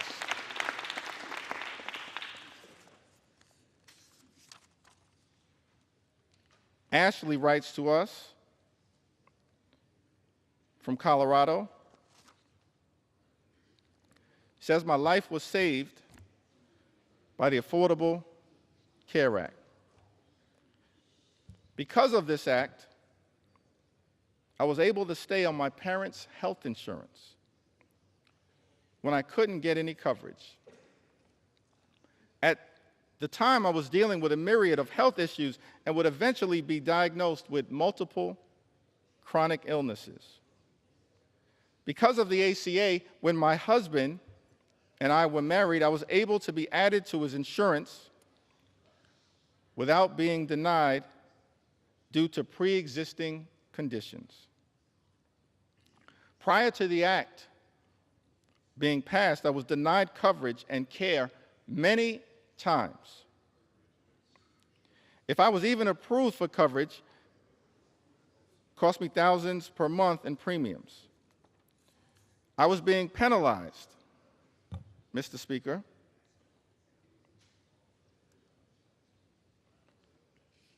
for being sick. There were many times when I could not get coverage that I had to choose between which prescriptions I would get to have or whether I would get all my meds or the groceries we needed. You know, there are far too many people in the United States of America right now, before experiencing the devastating consequences of this one big, ugly bill, who have to choose between putting food on the table, clothing on their backs, access to medication, or paying the rent. The United States of America is the wealthiest country in the history of the world. Not a single hard-working American taxpayer should ever have to choose between food or medicine or rent or putting clothing on their back. Not a single hard-working American taxpayer should ever have to make that choice.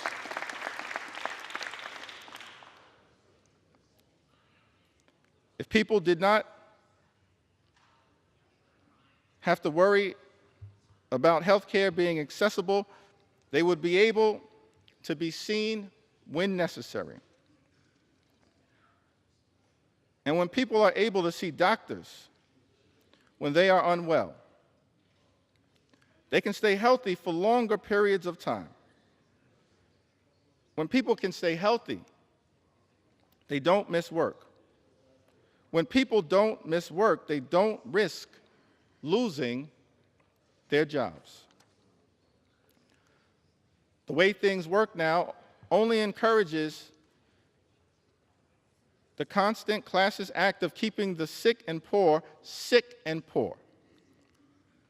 This should never, ever be a situation in a country that claims to have the best functioning economy in the world, the best doctors, the best universities. Ashley lives in Colorado's 3rd congressional district.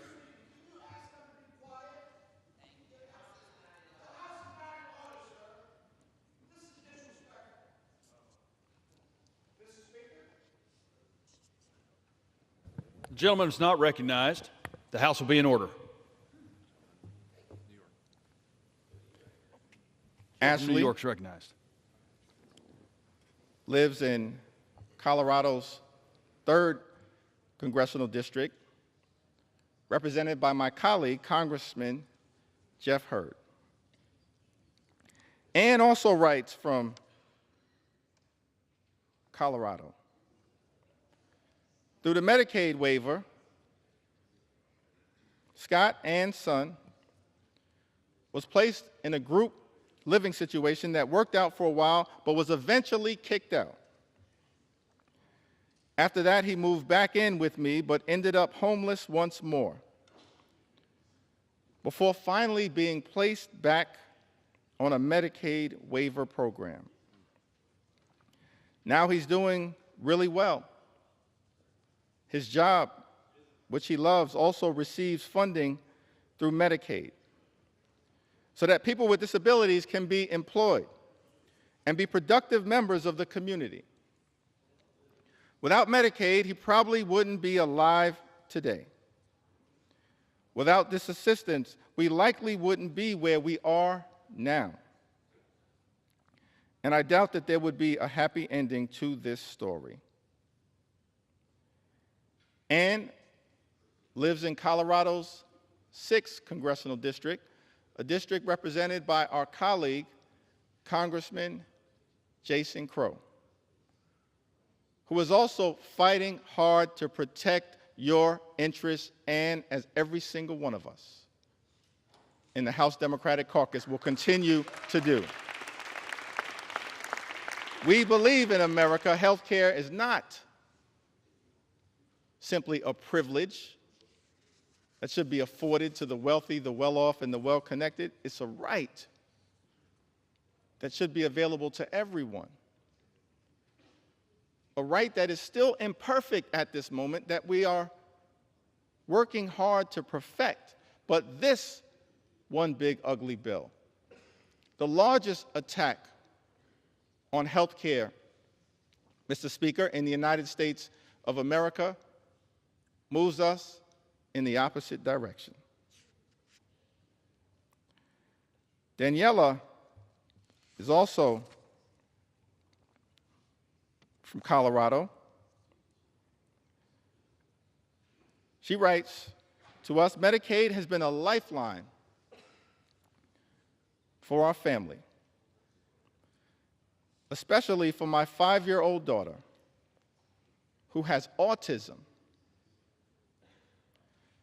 That's the thing, Mr. Speaker. Medicaid is important for so many Americans all across this country, including people with disabilities. It's a necessary lifeline so that parents can help their children live a better life with dignity and respect. Why would any legislation that this House passes attack health care available to families that are pouring in everything they have to help their child under difficult circumstances live the best possible life? It perplexes me, Mr. Speaker, that this bill would go after the health care of people like Daniela and her 5-year-old daughter. Daniela says that as parents, we've faced many struggles trying to balance full-time work, starting a real estate business, and still being there for our 3 other children. It's been overwhelming at times, and finding the right support for her hasn't always been easy. But Medicaid has provided therapy and services that have made a world of difference in her life. These therapies have helped her make progress, feel seen, and connect with her peers, which means everything to us. It's allowed her to be a part of the world, to feel included, and to overcome obstacles that seemed insurmountable at times. Medicaid has helped us give her the opportunities she deserves, and millions of other children in the United States. Mr. Speaker, Daniela lives in Colorado's 8th congressional district, a district currently represented by Congressman Gabe Evans. Currently represented.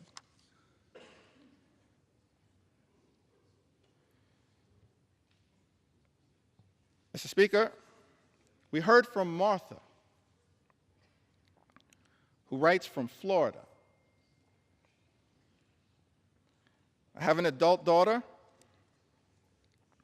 with developmental and intellectual disabilities who needs Medicaid for her medical care. As a mom, I worry a lot about what the future will hold for her. Will she have access to quality medical care when my husband is no longer able to provide for her? Please support individuals like my daughter who are vulnerable and need our help. Thank you from my heart. Martha lives in Florida's 7th congressional district, a district represented by our colleague, Mr. Speaker, Congressman Corey Mills. We've heard from people from the heartland of this country. In Indiana, Kim writes to us, SNAP and Medicaid were lifelines when my children were younger. At least when I was able to get them. As a single mom, working my way up from low-paying jobs, we often had too little food. My dinner was the combined uneaten food from my 4 kids' plates. Even then, keeping benefits was difficult due to missing or late paperwork, faxes lost to the ether. I sometimes worked 3 jobs and cried too often when the letter came saying benefits were suspended. When that happens, you end up hungry for weeks until it's straightened out. Kim lives in the 9th Congressional District of Indiana, Mr. Speaker.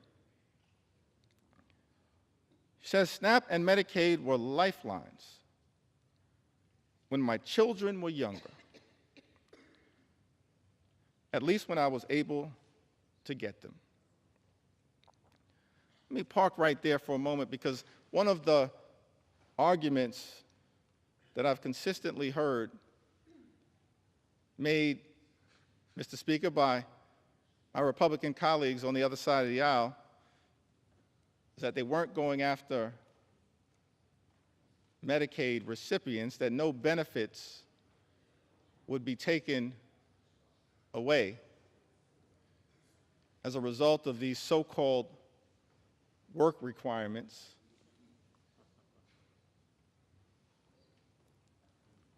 Let's fact check that statement. Every independent entity that has looked at this question, including the Congressional Budget Office, has made clear, as a result of the one big ugly bill, millions of Americans will lose their Medicaid benefits. These so-called work requirements are just a smokescreen, because more than 90% of the people who receive Medicaid benefits who can work, do work right now in the United States of America. Right now, more than 90%. what these impositions are really paperwork requirements that are designed to make it harder for everyday Americans like Kim to access their benefits. And as a result, millions of Americans who are eligible, who are hardworking, who are deserving, will lose their health care. Kim says, I sometimes work 3 jobs and cried too often when the letter came saying benefits were suspended. As House Democrats, Mr. Speaker, we are here fighting for people like Kim and millions of others like her all across the United States of America who will lose urgently necessary, life-changing, and life-sustaining Medicaid benefits as a result of Donald Trump's one big, ugly bill.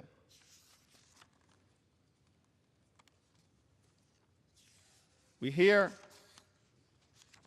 from Maria, from Iowa, in the great heartland of this country. Maria writes to us in 2021, I got seriously sick with COVID. I ended up in a coma for 12 days, spent 3.5 weeks in the ICU, and then another 3 weeks on the recovery floor. If it wasn't for Medicaid, I wouldn't have received any of the care I needed. I honestly don't know where I'd be today. I don't know what my family would have done. Without Medicaid, I wouldn't have made it. If I lost Medicaid, it would completely change my life. I wouldn't be able to afford my insulin, diabetes medications, blood pressure medications, or see my endocrinologist, all of which are life-sustaining treatments. I also need to see my pulmonary specialist regularly. Without Medicaid, my health would deteriorate rapidly. That's a statement that applies to millions of Americans all across this great country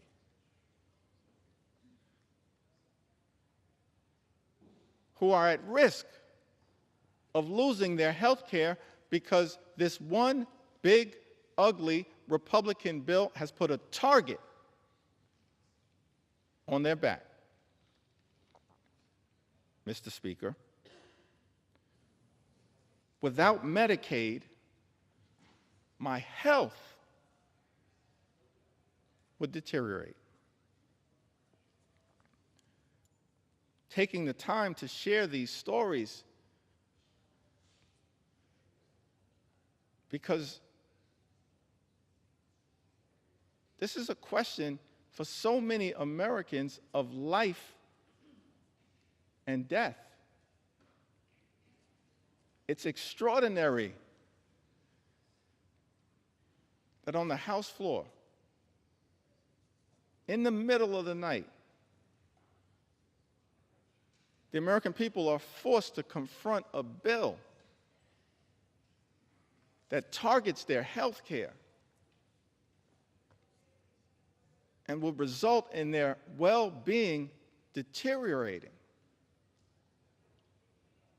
More than 17 million Americans at risk of losing health care coverage, and then tens of millions more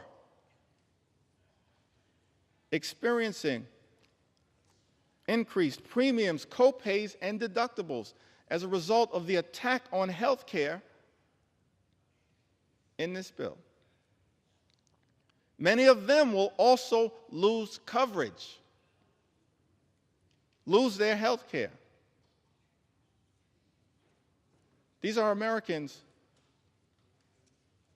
on private insurance, employer-provided insurance. But because of the health care attacks in this bill, their premiums, their co-pays, their deductibles will go up.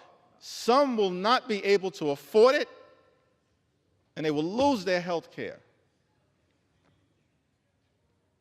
That's what this bill represents.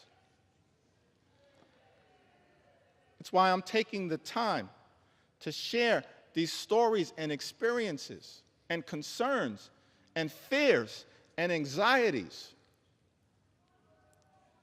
of the American people.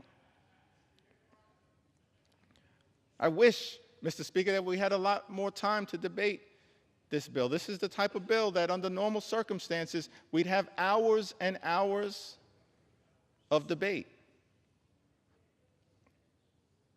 where hundreds of members could participate on both sides of the aisle and share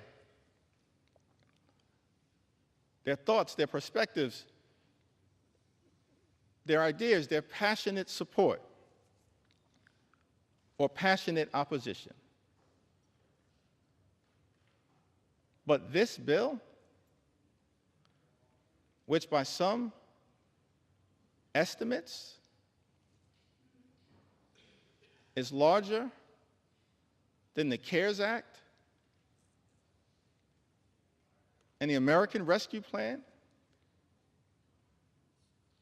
and the Infrastructure Investment and Jobs Act and the CHIPS and Science Act combined in terms of its possible impact on the debt in this country, increasing the debt by more than $3 trillion, saddling our children and grandchildren with that level of extraordinary debt by people who claim to be fiscally responsible. The implications of this bill are enormous. And yet, each side of the Ways and Means Committee was given 15 minutes to discuss the implications of this bill. Each side of the Budget Committee was given 15 minutes to discuss the implications of this bill that will have devastating consequences for everyday Americans, while rewarding billionaires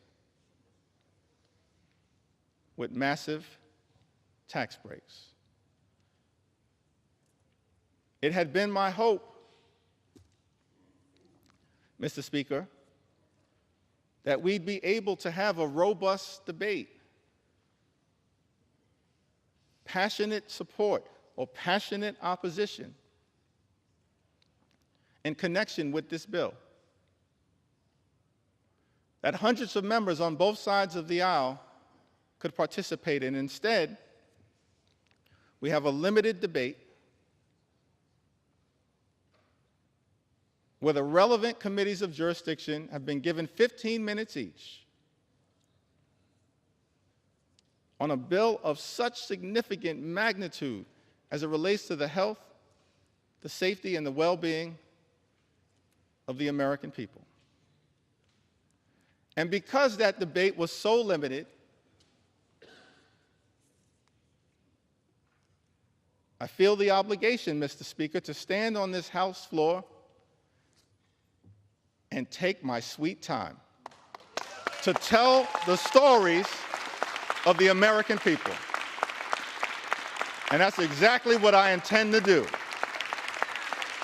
Take my sweet time on behalf of the American people, on behalf of their health care, on behalf of their Medicaid, on behalf of their nutritional assistance, on behalf of veterans, on behalf of farmers, on behalf of children, on behalf of seniors, on behalf of people with disabilities, on behalf of small businesses, on behalf of every single American. I'm on this House floor after 6 a.m. and I'm planning to take my sweet time.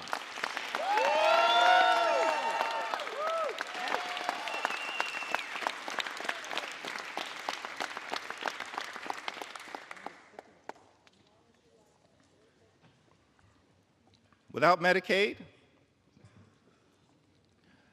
I wouldn't have made it.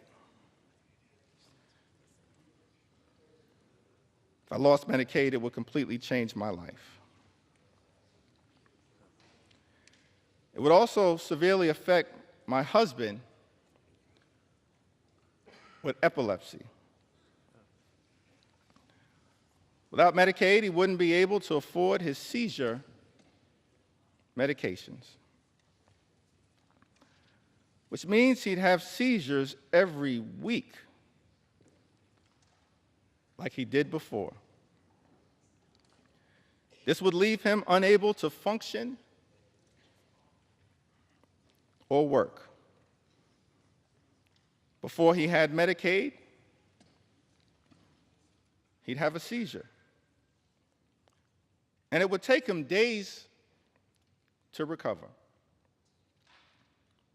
His health is inconsistent, which makes it hard for him to hold down a job. I still have my house, my car, my husband, and my health. Thank God for that. But why should we have to struggle so hard just to live? In a country with so much wealth, I'm considered one of the lucky ones. And yet I still struggle to make ends meet for the basics. That's Maria, pouring her heart out to us as members of Congress about her struggles. She lives in Iowa's 1st Congressional District, represented by our colleague, Mr. Speaker, Representative Marionette Miller Meeks. In a country with so much wealth, I'm considered one of the lucky ones. And yet I still struggle to make ends meet for the basics. Maria makes this important point as we stand on the threshold of the 4th of July. Thomas Jefferson, having written those immortal words in the Declaration of Independence, we hold these truths to be self-evident, that all men are created equal. They are endowed by their Creator with certain. Gentlemen will suspend. Members are reminded to take their conversations off the floor. Close both sets of cloakroom doors, please. Gentleman's recognized. Thank you, Mr. Speaker.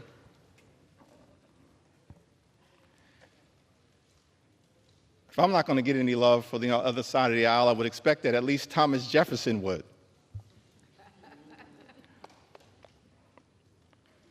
He wrote, in the Declaration of Independence that among these are life, liberty, and the pursuit of happiness. What is the pursuit of happiness in the United States of America here in the year of our Lord, 2025? Imagine a country where every single American can afford to live the good life. Work hard, play by the rules, live the good life. That's the American dream. But our concern as Democrats is that in the wealthiest country in the history of the world, there are far too many people, like Maria from Iowa, who are unable to achieve that American dream, unable, despite working hard and playing by the rules, to live the good life, good paying job, good housing, good health care, good education for your children, and a good retirement. That should not be too much to ask for here in the United States of America. But instead of working to bring that American dream to life for the greatest number of people all across the country, this one big ugly bill, Mr. Speaker, that our Republican colleagues are trying to jam down the throats of the American people, will undermine their quality of life.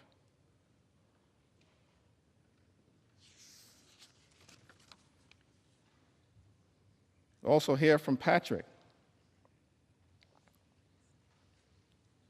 Lives in the heartland of this country. One of the good people of Iowa, who says, I'm a registered nurse in the ICU at the VA hospital in Iowa City. I've worked as a nurse for 30 years, and I'm a native Iowan. I have 2 disabled children who are on Medicaid. My son had a severe brain injury as a child and requires extensive physical therapy, occupational therapy, and speech therapy. My daughter is autistic and lives independently on housing provided by Medicaid. Before we had Medicaid, we were bankrupt paying for their treatment. We would go bankrupt again if Medicaid is cut. These are complicated systems for people with very complicated needs. These quote-unquote common sense solutions they're coming up with are not based in reality.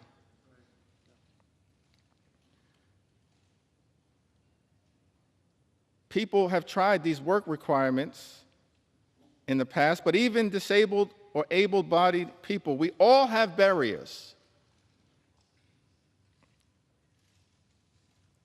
From childcare, transportation, monetary limitations. It's a foolish idea to think that this won't have a negative impact.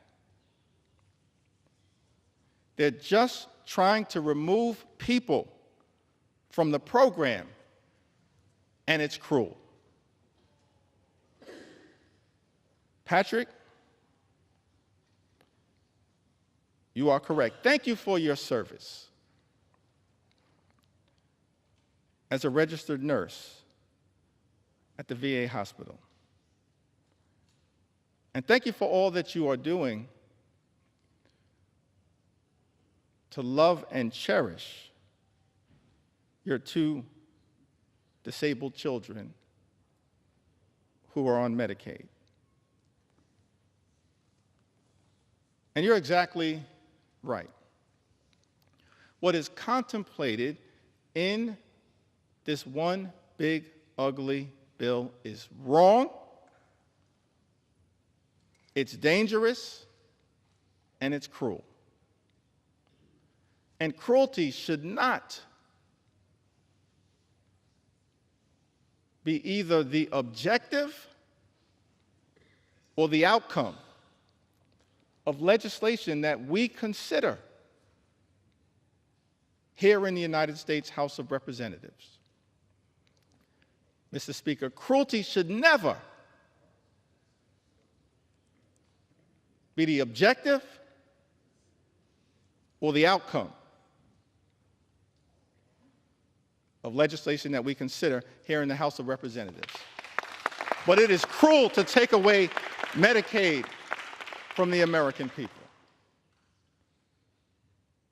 And that is why, as House Democrats, we will continue to show up and speak up and stand up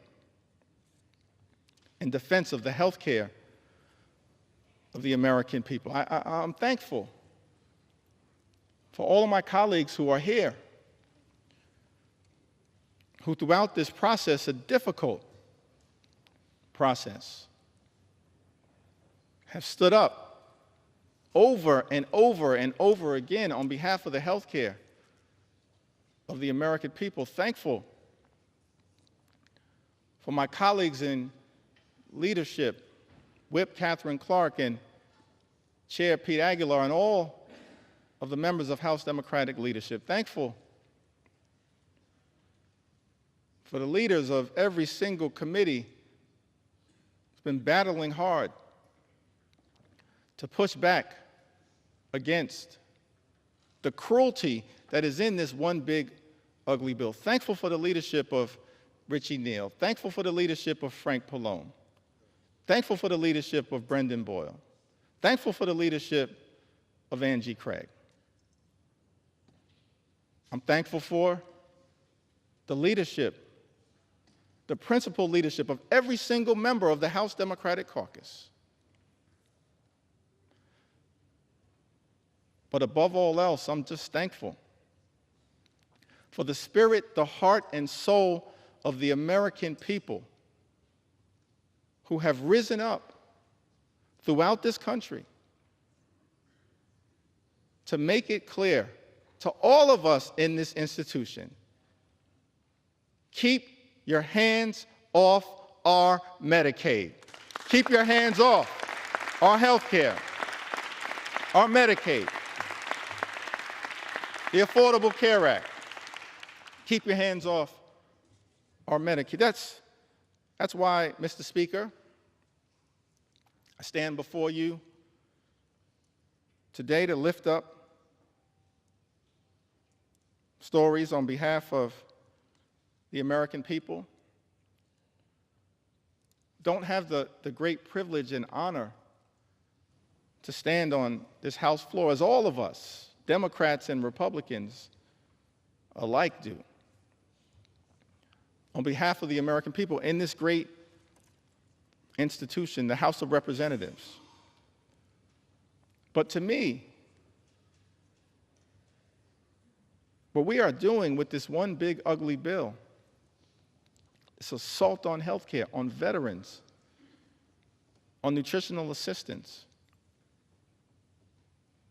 This assault on good-paying, clean energy jobs. This assault on the high cost of living in the United States of America. All of it is inconsistent with the best of what this House of Representatives should be doing for such a time as this. And so I stand here on behalf of everyday Americans like Elizabeth, who's also from Iowa. Elizabeth suffered from sepsis caused by untreated strep throat. After waiting to receive care while uninsured and without paid sick leave. After receiving care she needed, she was able to apply for Medicaid and have her medical bills retroactively covered. Now, Medicaid has allowed her to get access to essential and preventative health care. Mr. Speaker, Elizabeth lives in the congressional district represented by our colleague, Zach Nunn, Iowa's 3rd congressional district. Thank you, Elizabeth, for highlighting one of the concerns that all of us should have with this bill. When you launch an all-out assault on the health care of the American people, when you effectively end Medicaid as we know it, gut parts of the Affordable Care Act, what you essentially are doing by stripping health care away from the American people, putting people like Elizabeth back in the position that she had previously been in, where she has untreated medical conditions that won't get better on its own, it will likely get worse and lead to further medical complications. Why would we do that to the American people? That is wrong. We should be lifting people up in this country, not tearing them down. We should be lifting up everyday Americans, not tearing them down, and putting them at risk of their life, their quality of life, their health, their well-being getting worse.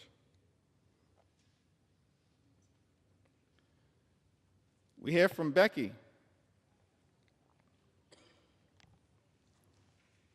from the great state of Louisiana. By the way, Louisiana is a state with some of the highest percentages of Medicaid recipients of any state in the Union. Any state in the Union. And Louisiana is a state at risk of suffering greatly as a result of the all-out assault on Medicaid that is part of Donald Trump's one big ugly bill. Becky tells us, I have had Medicaid for years, and without it, I wouldn't be able to afford to see my doctors or cover what Medicaid doesn't pay. As a senior citizen, I now have to go back to work just to keep a roof over my head, afford rising food and utility costs, and maintain my car. Meanwhile, the government keeps taking more and more out of my Social Security benefits. Money I already paid taxes on while working. Feels like the middle class no longer exists.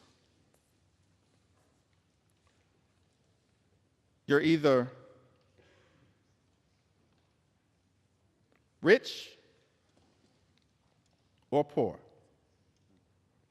Politicians today have no real understanding of what it's like to struggle every single day. If they had to live like regular people, maybe things would improve for seniors like me. Becky lives in Louisiana's 3rd Congressional District, a district represented by our colleague, Mr. Speaker, Representative Clay Higgins. Louisiana, state, of course, also represented by my good friend and colleague,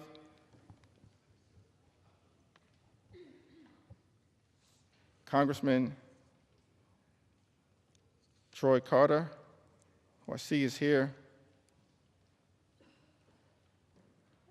with us in the chamber also, Cleo Fields, another good friend and colleague. Louisiana, a state that stands to suffer mightily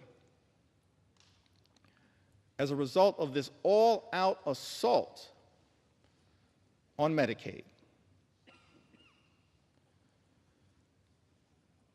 Now, I heard my distinguished colleague, Mr. Speaker, the House Majority Leader, someone who personally respect his resilience, his perseverance, his journey. I think he comes by his views in good faith. It's his perspective, it's the speaker's perspective.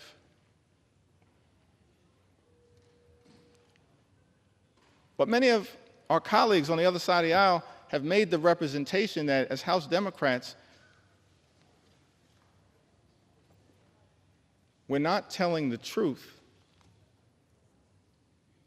to the American people about the devastating impact that Donald Trump's one big ugly bill, a bill being rushed through this chamber, will have on the health and the well-being of people in Louisiana and all across the country. They've accused us of fear-mongering and making misrepresentations. And so I was surprised to learn, Mr. Speaker, that the Louisiana State Legislature recently voted. The Louisiana State Legislature that has a Republican supermajority. The Louisiana State Legislature recently voted to condemn the one big ugly bill because of the extraordinary attack on Medicaid that will adversely impact their constituents. We're telling the truth. This one big ugly bill will hurt everyday Americans in Louisiana and all across the country. Don't take our word for it. Take the word of the Louisiana State Legislature. Supermajority. Who done? So we're here on the House floor, taking our sweet time, to tell the stories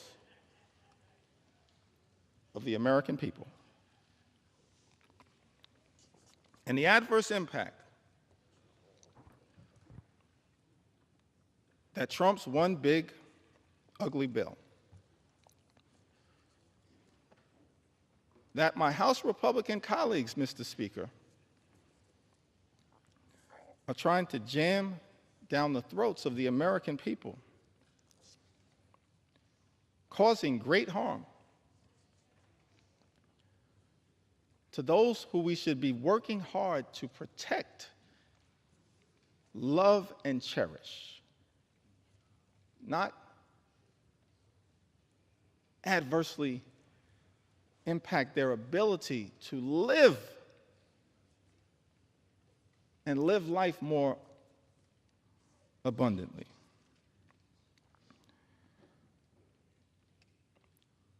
Tamara, who lives in Louisiana's 4th Congressional District, represented by the Speaker of this great House. I have depression and PTSD. I'm unable to work and rely on Medicaid to get my monthly medications to keep me essentially alive. Tamara, we're going to continue to fight hard on your behalf. We heard from Emily, who lives in the Commonwealth of Massachusetts. Emily tells us that I'd moved to Massachusetts in 2020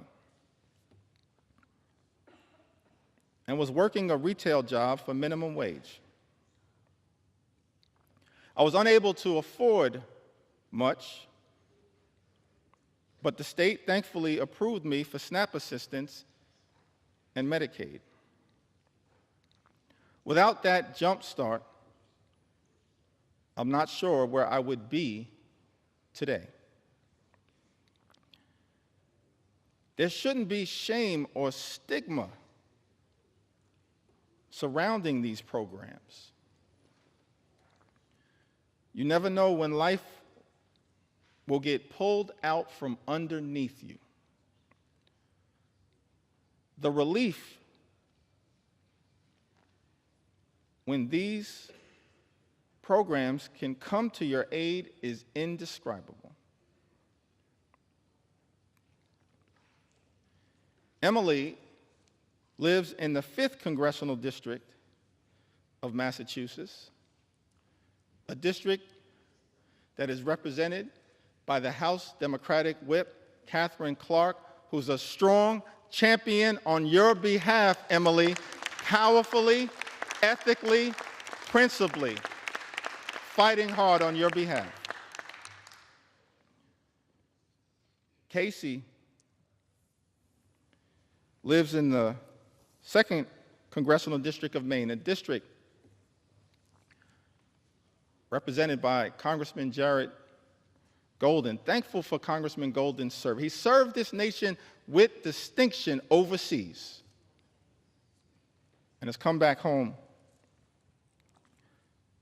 to serve this nation in the United States Congress. Casey writes, as a single mom of 2 young children and non-profit professional in rural Maine, Casey and her children rely on Medicaid and SNAP to live their lives. The resources and stability provided by Medicaid and SNAP allowed Casey to leave her emotionally abusive husband and support her children. Casey's 7-year-old son has ADHD and is on the autism spectrum. Relies heavily on individualized support through Medicaid. If Medicaid goes away, Casey doesn't know how their family will stay afloat.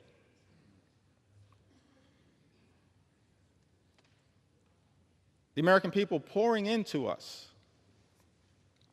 Democrats and Republicans, in the United States House of Representatives, the People's House,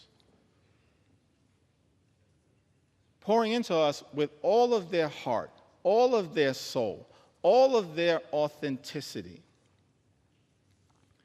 pleading that this Congress would find it in our hearts to stand up for them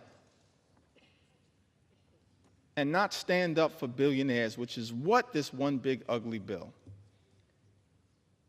is designed to accomplish. Sarah writes to us from Michigan's 4th Congressional District. My daughter has a heart condition, and the fact that she's on Medicaid is the only way that we can pay for her doctor visits and medications. I'm a widow, and money is very tight.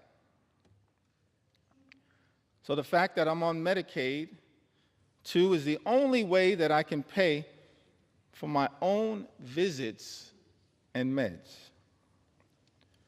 The loss of Medicaid for us would be absolutely devastating. Mr. Speaker, Sarah lives in Michigan's 4th Congressional District, a district currently represented by our colleague, Congressman Bill Huizenga. The loss of Medicaid for us would be absolutely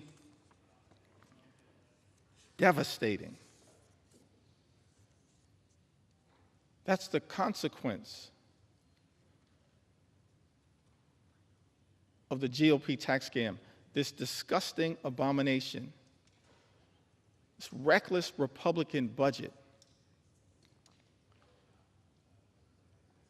Mr. Speaker, that Republicans were trying to jam down the throats of the American people during the dead of night. It's extraordinary.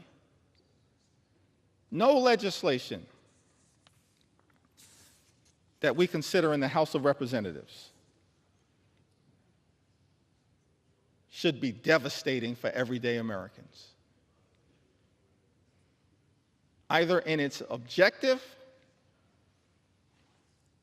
or in its outcome. But as Democrats, we stand here in strong opposition to this one big ugly bill because of the devastating consequences that will result to everyday Americans all across this great country. Lucy writes to us from the heartland, from the great state of Michigan as well. My brother is a developmentally disabled senior who lives in a group home. Until the age of 59, he was cared for by our mother. He cannot live on his own and has numerous health issues. He depends on Medicaid. Without Medicaid, his brothers and sisters could not support his medical care. We're hearing from families all across the country mothers and fathers, brothers and sisters, sons and daughters, husbands and wives, pleading with this Congress, pleading with House Republicans to stand up for their loved ones who are on Medicaid, who are at risk of having their health care run over and their lives ruined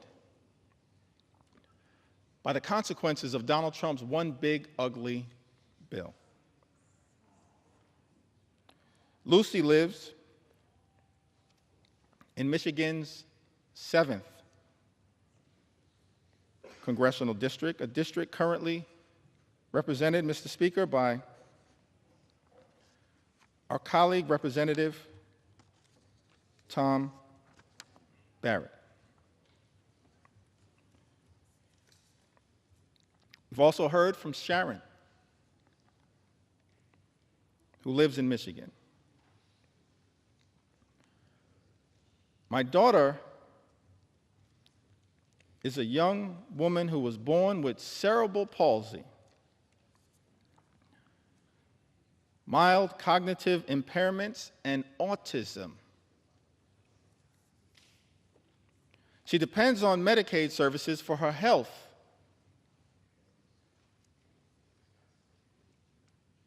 Safety and well-being. She's unable to work or take care of herself. She's unable to work or care for herself without help. Without Medicaid, she is totally at risk. Cutting Medicaid to give tax cuts to wealthy billionaires is not only cruel and unethical, Sharon writes, but it puts vulnerable people, including children, at risk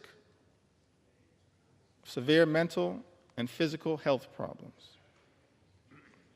Do the right thing and rescind the drastic cuts to Medicaid for vulnerable people with serious physical disabilities and people with serious and persistent mental health problems. Mr. Speaker, Sharon lives in the 10th Congressional District, represented by our colleague, Congressman John James. I don't know how the congressman from the great state of Michigan will vote at the end of the day as it relates to defending people like Sharon. But as Sharon writes, I know what I can say. She says, do the right thing and rescind the drastic cuts to Medicaid for vulnerable people with serious physical disabilities and people with serious and persistent mental health problems. Sharon, House Democrats will always do the right thing when it comes to your health, your safety, and your well-being, your Medicaid, and the love and care that you are working hard to provide to your daughter. We will always do the right thing. We're not perfect, no one is. But we will always strive to do the right thing on your behalf.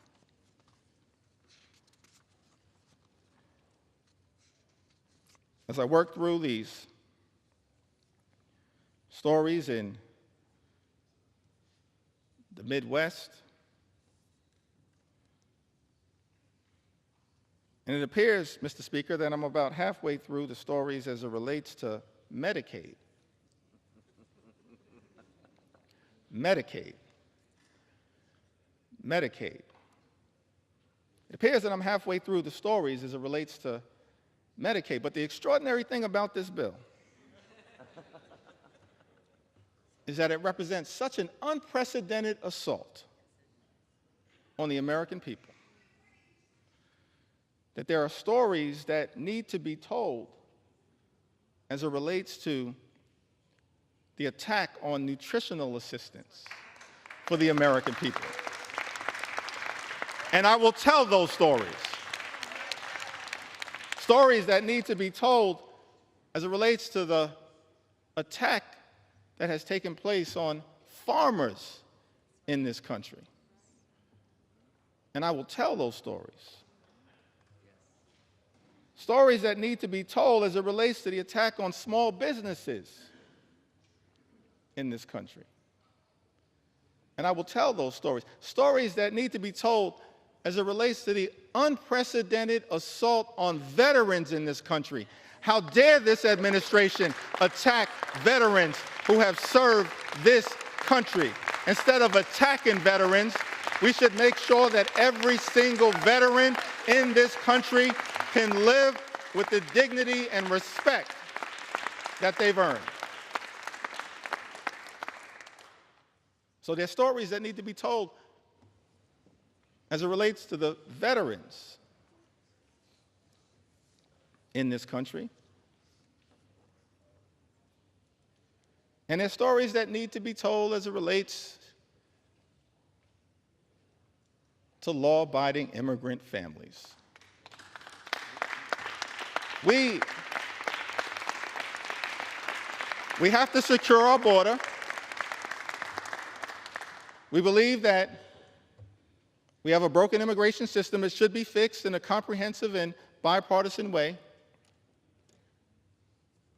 But we must also stand up for dreamers and farm workers and law-abiding immigrant families in this country. We will not abandon our nation's heritage as a country of immigrants. Not today, not tomorrow, not ever. It's part of what American exceptionalism has been all about.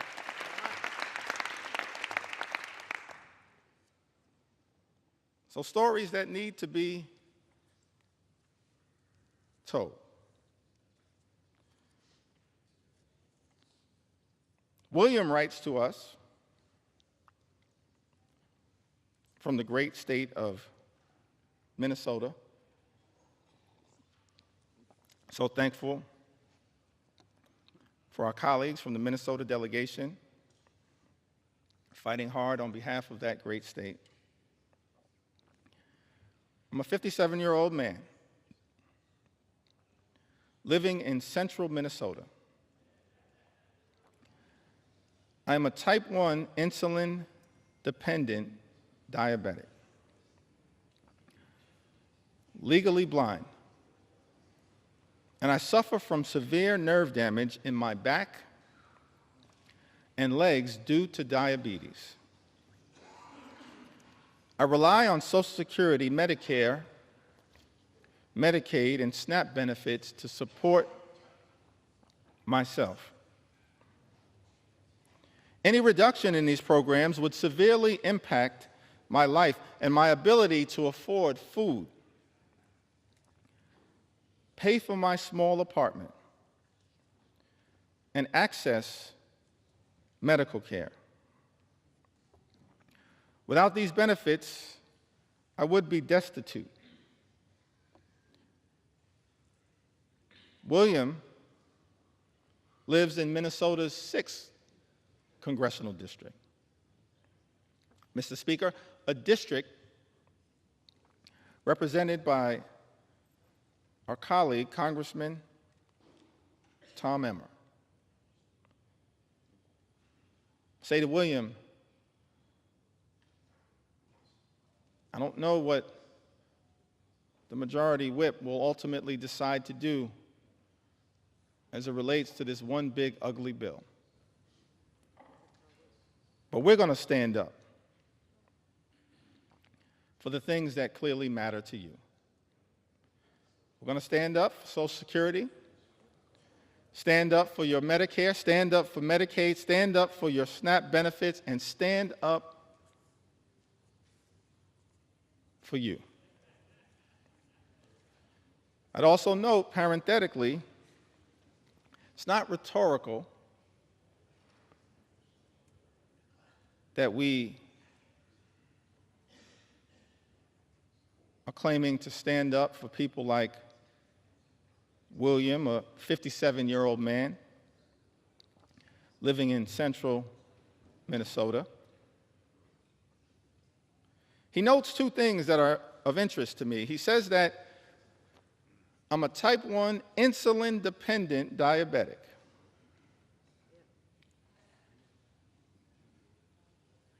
And then also says, I rely on Social Security, Medicare, Medicaid, and SNAP benefits to support myself. Which suggests to me that William actually may have been a beneficiary of some of the hard work that has taken place on this side of the aisle. His life is not perfect. There's still a lot of work that needs to be done. But as a type 1 insulin-dependent diabetic who's also on Medicare, as a result of the Inflation Reduction Act, his insulin at this point, always and forever, will be no more than $35 per month. That's a down payment, William, on the type of work that we believe needs to be done, because we are committed to lowering your costs, despite all the talk that comes from my colleagues on the other side of the aisle, Mr. Speaker, on day one, promising to lower the high cost of living. Costs would go down on day one. Costs haven't gone down. Mr. Speaker, in the United States of America, costs are going up. Life remains far too expensive. And as a result of some of the reckless policies coming out of the Trump administration, including the Trump tariffs, on again, off again, creating so much uncertainty, but certainly will result in thousands of dollars per year in additional costs on everyday Americans. We're committed to lowering the high cost of living. We're committed to making sure that every single person in this country can afford to live the good life. Good paying job, good housing, good health care, good education for their children, and a good retirement. We're committed to working hard to make sure that every single American like William can afford to live the good life. This one big ugly bill does the exact opposite. Does it make life more affordable, Mr. Speaker? It makes life more expensive. The gentleman suspend. House will be in order. As the caffeine kicks in, please take your conversations outside the chamber or in the cloakroom. Gentleman's recognized. Thank you, Mr. Speaker. Without Medicaid, Heather from the great state of Minnesota writes, without Medicaid, my 3 kids and I would have no insurance. I couldn't afford my epilepsy and schizophrenia medications. My kids wouldn't have access to health care, including ER visits, physicals, vaccinations, and dental cleanings. Heather lives in Minnesota's 8th Congressional District, represented by our colleague, Mr. Speaker, Congressman Peter Stauber. Lynn writes to us, from Missouri, the Show Me State, a state ably represented by Representative Emanuel Cleaver and Representative Wesley Bell. Lynn writes to us, says that I'm a widow near 70 with very little family left and have been diagnosed with breast cancer. I have an adult son, severely disabled. He already has lost transportation services due to low Medicaid funding. And if Medicaid is cut, it will be disastrous for my situation. Lynn knows that this one big ugly bill puts a target on the back of Medicaid. One of the senators from the great state of Missouri, Senator Josh Hawley, spent months warning about the damage that Donald Trump's one big ugly bill would do to the people of Missouri as a result of the all-out assault on Medicaid, and then turned around and voted to cut Medicaid from his constituents. So shocking, it's so disappointing, so heartbreaking for many Americans that a lot of people in the House of Representatives, Mr. Speaker, a lot of people in the Senate have talked a good game about Medicaid, but then turned around and done nothing to protect it. That's shameful. It disgusts me, because I want to believe in the good faith of every member to look out for the people that they are privileged to serve. Donald Trump's one big ugly bill, an all-out assault on health care, an all-out assault on Medicaid, the largest cut to Medicaid in American history. This legislation will end Medicaid as we know it. Millions of people will lose their health care. Hospitals will close, including in rural America. People will lose their nursing homes. 1 in 4 nursing homes may close as a result of this dangerous and extreme Republican budget. Community-based health clinics relied upon by many of the people all across this country will shudder as a result of Donald Trump's one big ugly bill. People in this country will die unnecessary deaths. That's unacceptable. That's unconscionable. That's un-American. And that is why, as House Democrats, we stand on this floor,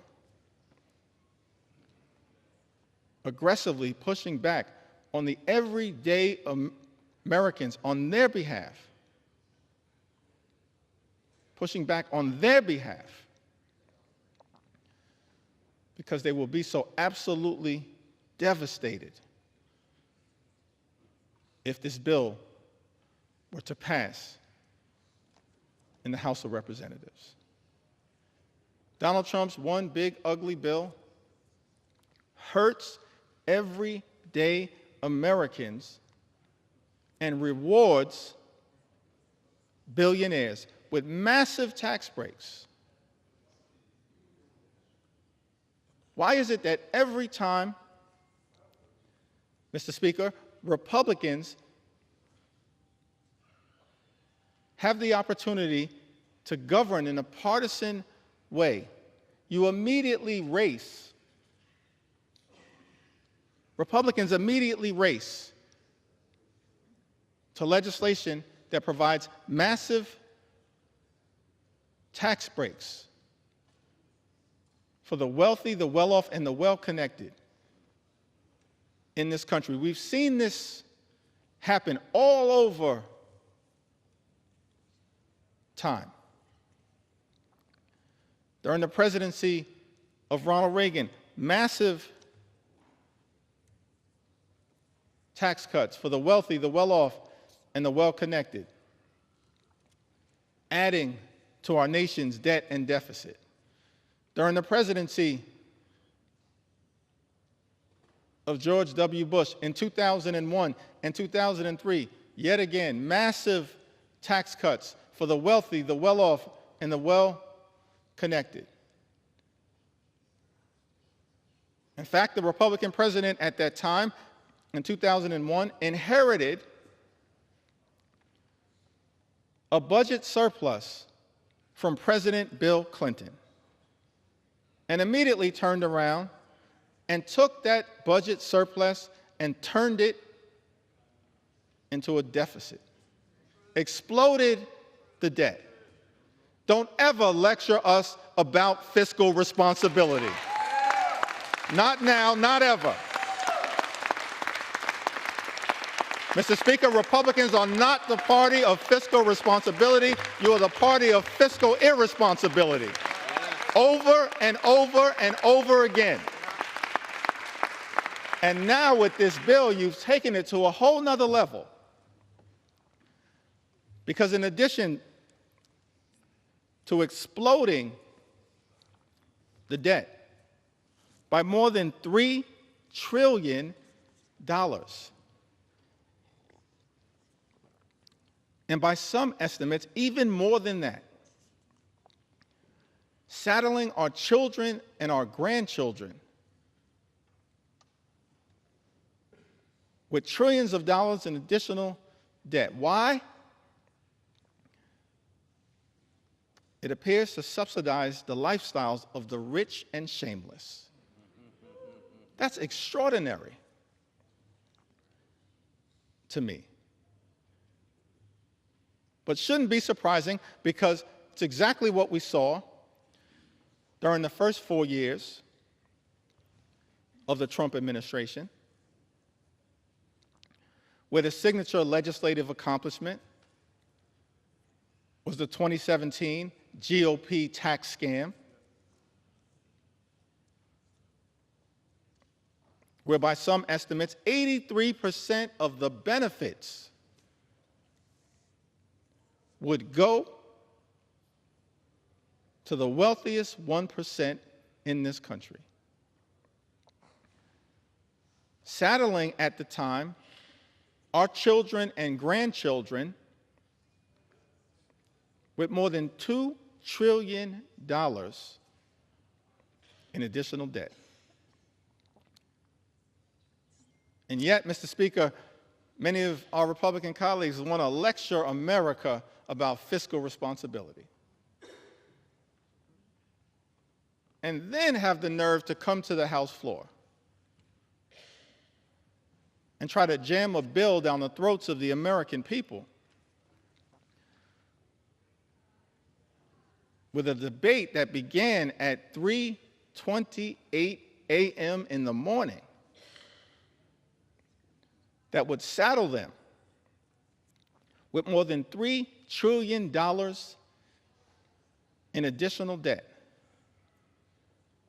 to provide massive tax breaks to billionaires in this country,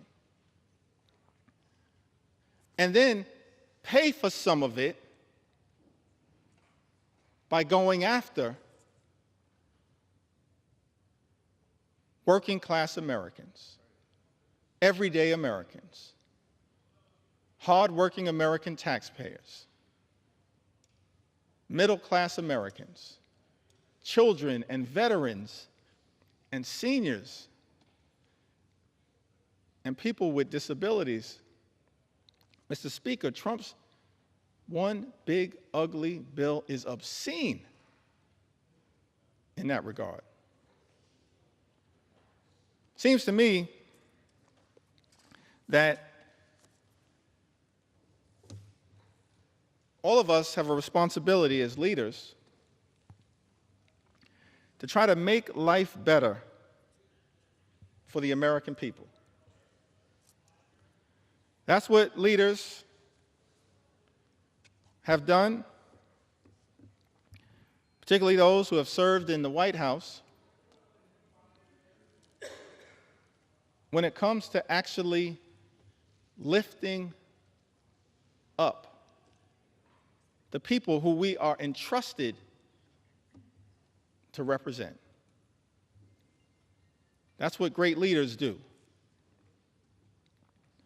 Leaders like FDR, President Johnson, President Obama, and so many others. That's what the track record says. American people in this country, they deserve real leadership. What we've seen from complete Republican rule in Washington, D.C., Mr. Speaker, it's not leadership that lifts up the American people, it's leadership that is tearing them down and tearing us apart. The first 6 months of this administration have been characterized by chaos, cruelty, and corruption. That's not real leadership. We know what real leadership looks like in the United States of America. Real leadership shows courage. Real leadership shows compassion. Real leadership shows commitment. Working with Congress as a separate and co-equal branch of government, not to bend the knee to some extreme agenda, which is what, Mr. Speaker, my House Republican colleagues are doing by supporting this one big ugly bill. Real leadership requires working with Congress as a separate and co-equal branch of government to actually lift people up. President Lincoln, when he addressed the House of Representatives, I believe it was his second annual message to Congress, on December 1st in 1862, in the middle of the Civil War, an existential crisis that we were facing in the United States of America. He showed real leadership when he summoned this Congress to rise to the occasion. In that second annual message to Congress, December 1st, 1862, President Lincoln said, "Fellow citizens, we cannot escape history. We of this Congress and this administration will be remembered in spite of ourselves. No personal significance or insignificance can spare one or another of us. The fiery trial through which we pass will light us down in honor or dishonor to the